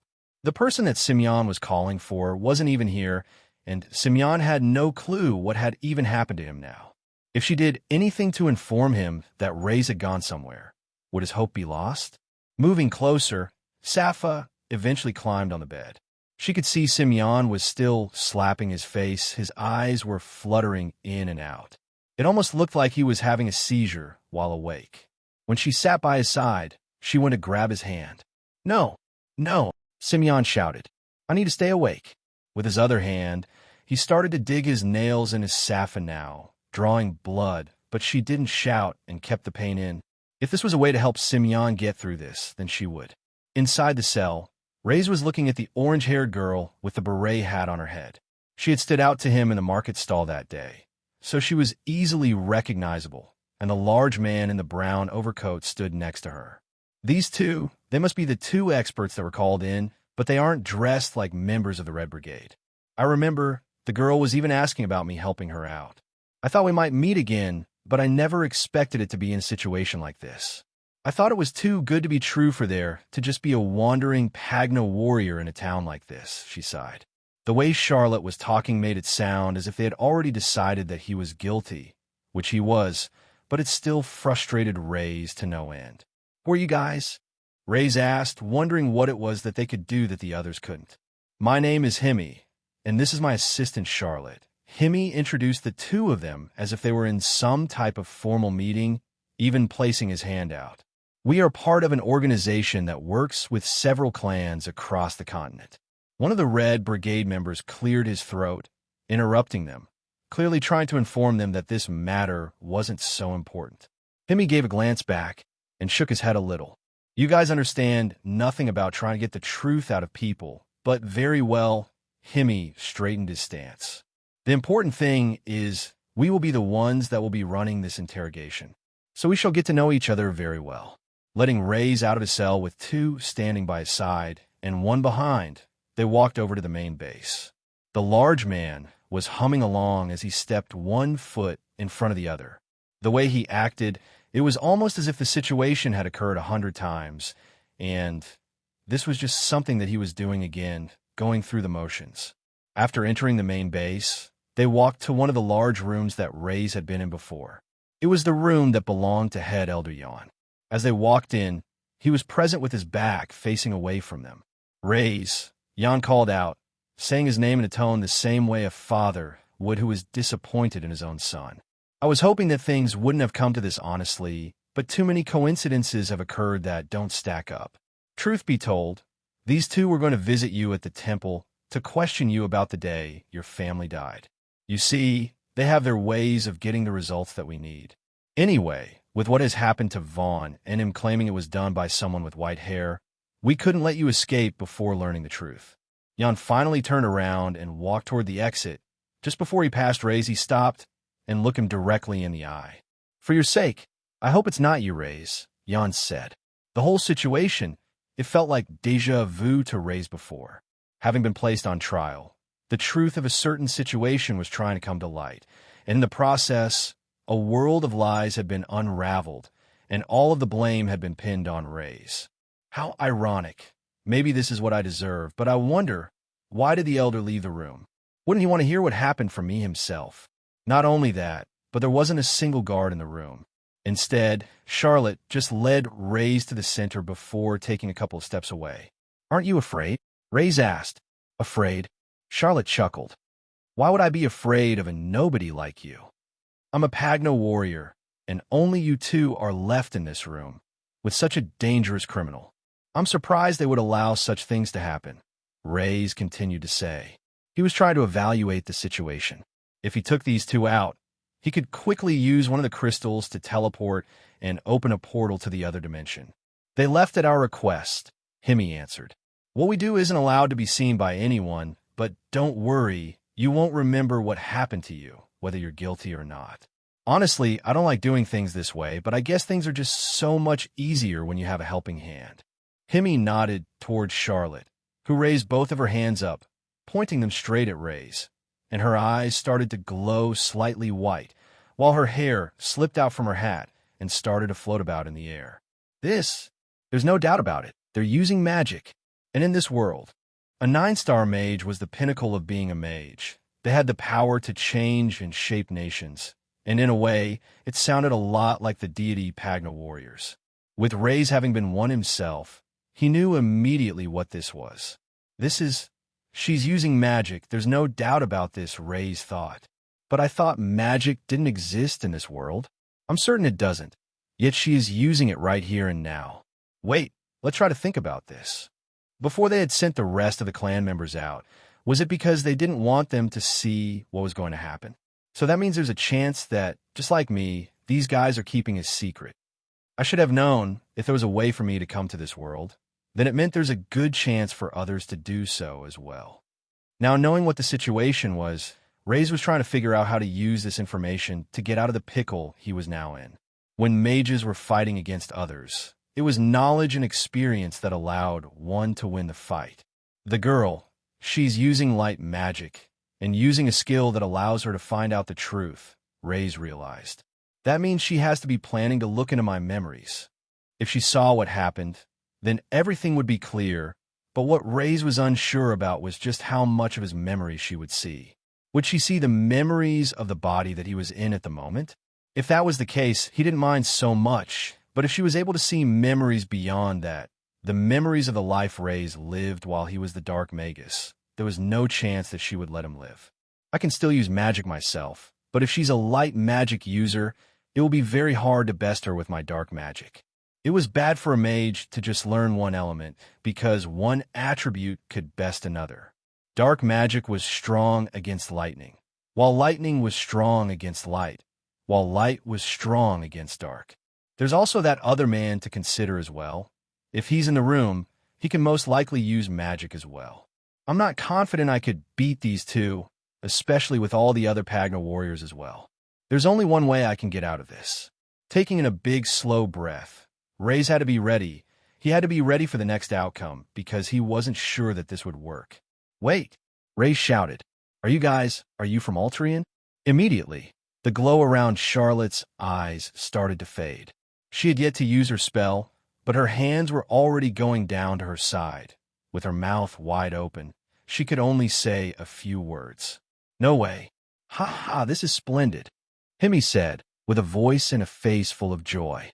It looks like we've managed to solve one of our problems, and they have come right to us. Wait, that means you guys are really from Altrian as well. So that really is magic that she was using. Raze asked. All of the words that Raze was saying were putting two big smiles on his interrogators' faces, and it looked like he had managed to get out of a tense situation, at least for now. This isn't the best situation for us to meet, but it looks like we have no choice. The truth is we have been looking for you, Hemi explained, and he gestured with his hand for them to come forward. He raised his eyebrows towards the door, making Raze even more sure that this was a secret that was not meant to be heard by the ears of others. Stepping a few steps closer, now each of them were only a couple of meters away from each other. Raze still didn't want to get too close, because he had cuffs on and was at a disadvantage. Just because someone was from the same world as him, it didn't make them friends automatically. Yet, he couldn't help but feel a strange stare from Charlotte's eyes. What do you mean you were looking for me? How did you know I was here? Raze asked. The book he had used, as far as he knew, was the only one in existence. No mages had discovered a sign of human life, but maybe that was because they had no way to return. First, before I answer your question, I want to make something clear, Hemi stated. Everything we are to tell you is to be kept a secret. This is for you and the sake of Pagna itself. Trust me, if word ever gets out about us, then not only will our organization be after you, but probably the whole of Pagna. Raze never had any intention of telling anyone about his magic. After all, it was his advantage over the other warriors that existed in this world, or at least that's what he thought anyway. First, I'll answer your question. What you just saw Charlotte use was indeed magic, and it is something that is not used in this world. It comes from the world of Altrian. Are you a mage as well? Charlotte asked with big, wide eyes. You have to be, right? You're not just from Altrian. You have to be a mage to realize that I was using magic. It was clear that Charlotte was overly excited to be meeting someone like her. But why was her reaction so different compared to Hemi's? Maybe it just wasn't an everyday occurrence that they would meet someone from the same world. As for me, I'm not a mage. I'm a detective, Hemi said, as he reached into his brown overcoat and pulled out a wallet that folded out, showing a badge with an ID number. It was something that Raze had never seen before. The badge or wallet didn't help Raze at all either, as they were things he had never seen before. I can see the confusion on your face. That's right, you too may be from Altrian, but I'm from a different world altogether. 59 Otherworlders. Hemi couldn't have made it any clearer. He was from a different world, not the world of Pagna, not the world of Altrian, but another one altogether where in his life he was a detective. Of course, if I was from Altrian, and this is the world of Pagna, then there will always be the chance for people to be from different places. That should have never escaped the realm of possibilities. Just because such cases never happened on Altrian didn't mean that they wouldn't happen here. Hemi was looking closely at Raze's facial reactions. He noticed that rather than speak straight away, when something would usually shock others, Raze would stay silent and be deep in thought. These were the observations that he would have done countless times before. He was a creature of many habits. How did you guys arrive in this world, and what are you doing here? Raze asked. There was a chance that maybe Charlotte had discovered something similar to Raze. But then what about Hemi? From his statements, his world wasn't a world of magic. We call ourselves otherworlders, and there's more than just me and Charlotte, Hemi explained. There's a whole organization of us, which is called Alter. You should do well to remember that name. Hemi pointed to the top of his head. The group is filled with those that aren't originally from Pagna, some worlds full of technology of great advancements, some from a world of darkness, and others from a world of magic. We may be from different places, but we all arrived in the same way, pulled into a strange portal that brought us here just like you. Right now, Raze was doing everything he could not to raise his eyebrow or pull a confused face. It was especially hard because the way Hemi was talking was as if he was all-knowing and confident, but that wasn't how Raze had arrived here. They were pulled, so right now, they're in the same bodies as they were before. But in my case, it was a transmigration. There are two main goals of the Alter organization. Hemi displayed using two of his fingers, and with his other hand, he had them shaped like a V placed close to his lips. He took a deep breath in, and then blew a large one out while curling his lips into the shape of an O. It was one of the strangest things Raze had ever seen. Little did he know this was one of Hemi's habits he was unable to just forget. The first is to gather the otherworlders. As they are brought into this world, they will be full of shock and also know things that those of Pagna do not. Depending on who they are, they could bring great problems for this world. But I'll be honest, most of the time that doesn't happen. Although those from Pagna speak the same language, the writing they use, the numbers among other things are greatly different, and so is the culture. Before we from Alter can even reach them, they usually end up being killed or executed by a Pagna warrior or clan. The amount of times I've heard the words, "You are courting death," are too many to count. Having transmigrated into a body that was from Pagna, Raze didn't have this problem. Yet still, he had come close to meeting his end in the current situation he was in. The people that we look out for most, though, are those from Alterian, Hemi continued. This is because they have the greatest effect on this world. I'm sure you might have already heard about the portals that open up to other dimensions and the portal breaks. Raze nodded. On Alterian, portals could be opened, but they closed up as well, unlike that on Pagna, and a portal break was unheard of. The portals that were here were clearly different. The portals seemed to strongly react to mana and magic, Charlotte explained. Small uses of magic are fine here and there, but if a large amount is used up at once, a portal will open nearby. It's not always because of us that portals open up, but we have to be careful since it can greatly affect those that are here. Is it only Pagna? Raze asked. What if magic is used in the portals in the other dimensions? That seems to have no effect, Charlotte replied. It's only in Pagna. It's one of the main reasons we try to track down any otherworlder and inform them of what is happening. Otherwise, we could be the cause of the collapse of a whole civilization before we know it. These people, Raze, didn't quite understand their actions. Why were they going so far out of their way to help the people of Pagna and help the otherworlders? Was there any benefit to them? Or were they just trying to be good people? With the people Raze knew, perhaps the gathering of otherworlders, there was another goal behind it. Didn't you say before that you knew I was here? There's been no portal break here. So what made you think that? Raze asked. Before answering, Hemi did the same action as he did before with his hand, making the shape of the V and blowing out. We had suspicions that there might be one, but in truth, the reason why we are here is related to another matter. It is due to the second goal of the altar, Hemi explained, and then motioned as if throwing something on the floor and twisting it with his foot. He started to walk over to Raze, and his overbearing size became quite apparent. He stayed 1 meter away while looking Raze right in the eye. Before I tell you the second goal of us altar, I need you to answer me honestly.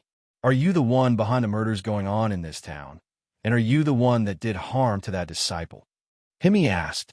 66 Star Mage. So far, Raze and the Mysterious Two had a similar connection. They had a reason to talk to him. But did they have a reason to keep him alive? Did they need to stick their neck out to save him?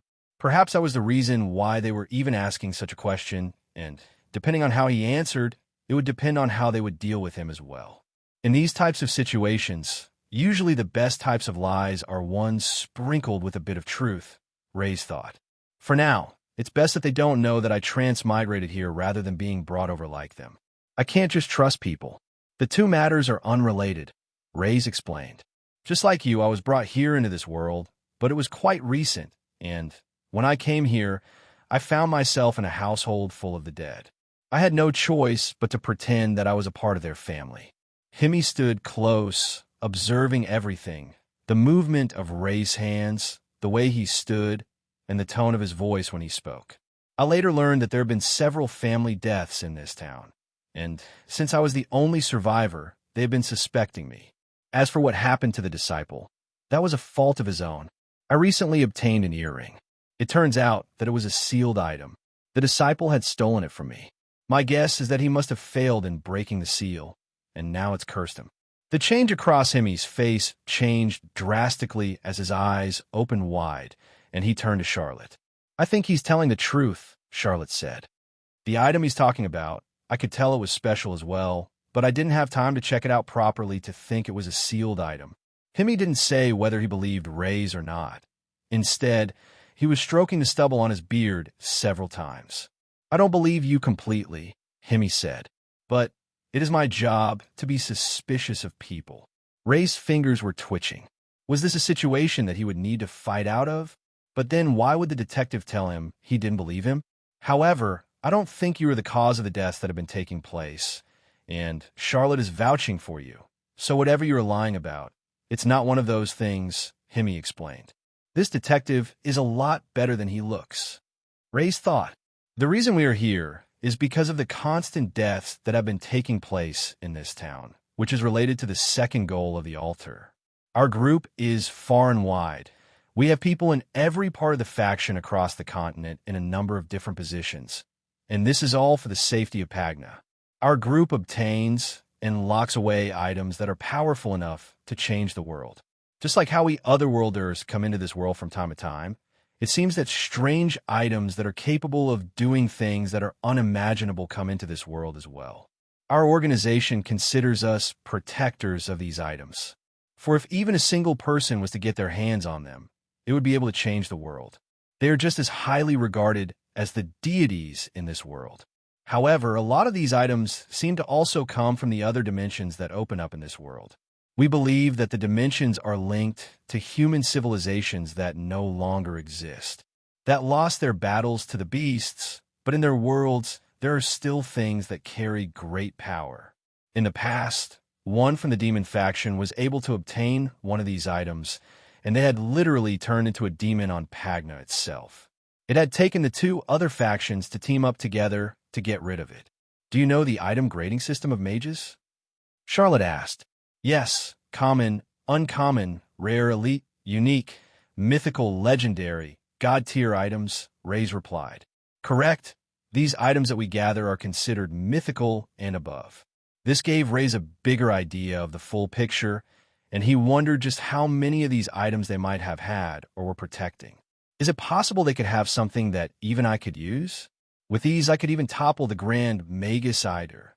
Alterians have to be carefully monitored because of our ability to create items as well, Charlotte explained. The reason why we were here is because due to the strange way the deaths are occurring, we believe it might be the cause of another item. We didn't quite expect to run into an otherworlder, but thought there was a chance. Now, with all this information, Himi said with a smile, I have to ask you, will you formally become part of the altar? Charlotte had placed both of her hands together, as if she was almost begging. If you join, we can learn a lot about each other, and you're less likely to die. Charlotte said. And on top of that, the leader of Altar is an Altarian as well. You won't believe it, but back on Altarian, he was a 6-star mage. Can you believe it? We are practically working with a superstar and one of the strongest mages in existence. We can really count on him. Oh, I forgot to ask, what is your star rank? 6 stars were certainly something to be amazed at. There were around only 100 of them back on Altarian. With his skills and power, he would certainly have been able to set up an organization like so. So then, if Raze got his power back, just what would he be capable of? I'm only a 2-star mage, Raze answered. Still, that's amazing for your age. Were you 16? And not only that, you're a Pagna warrior. You said you've only been here a short time, And that's impressive considering some of the others never even become a warrior. Trust me, this will be good for the both of us. Charlotte continued to blabber on. So, what's your answer? Himi asked again.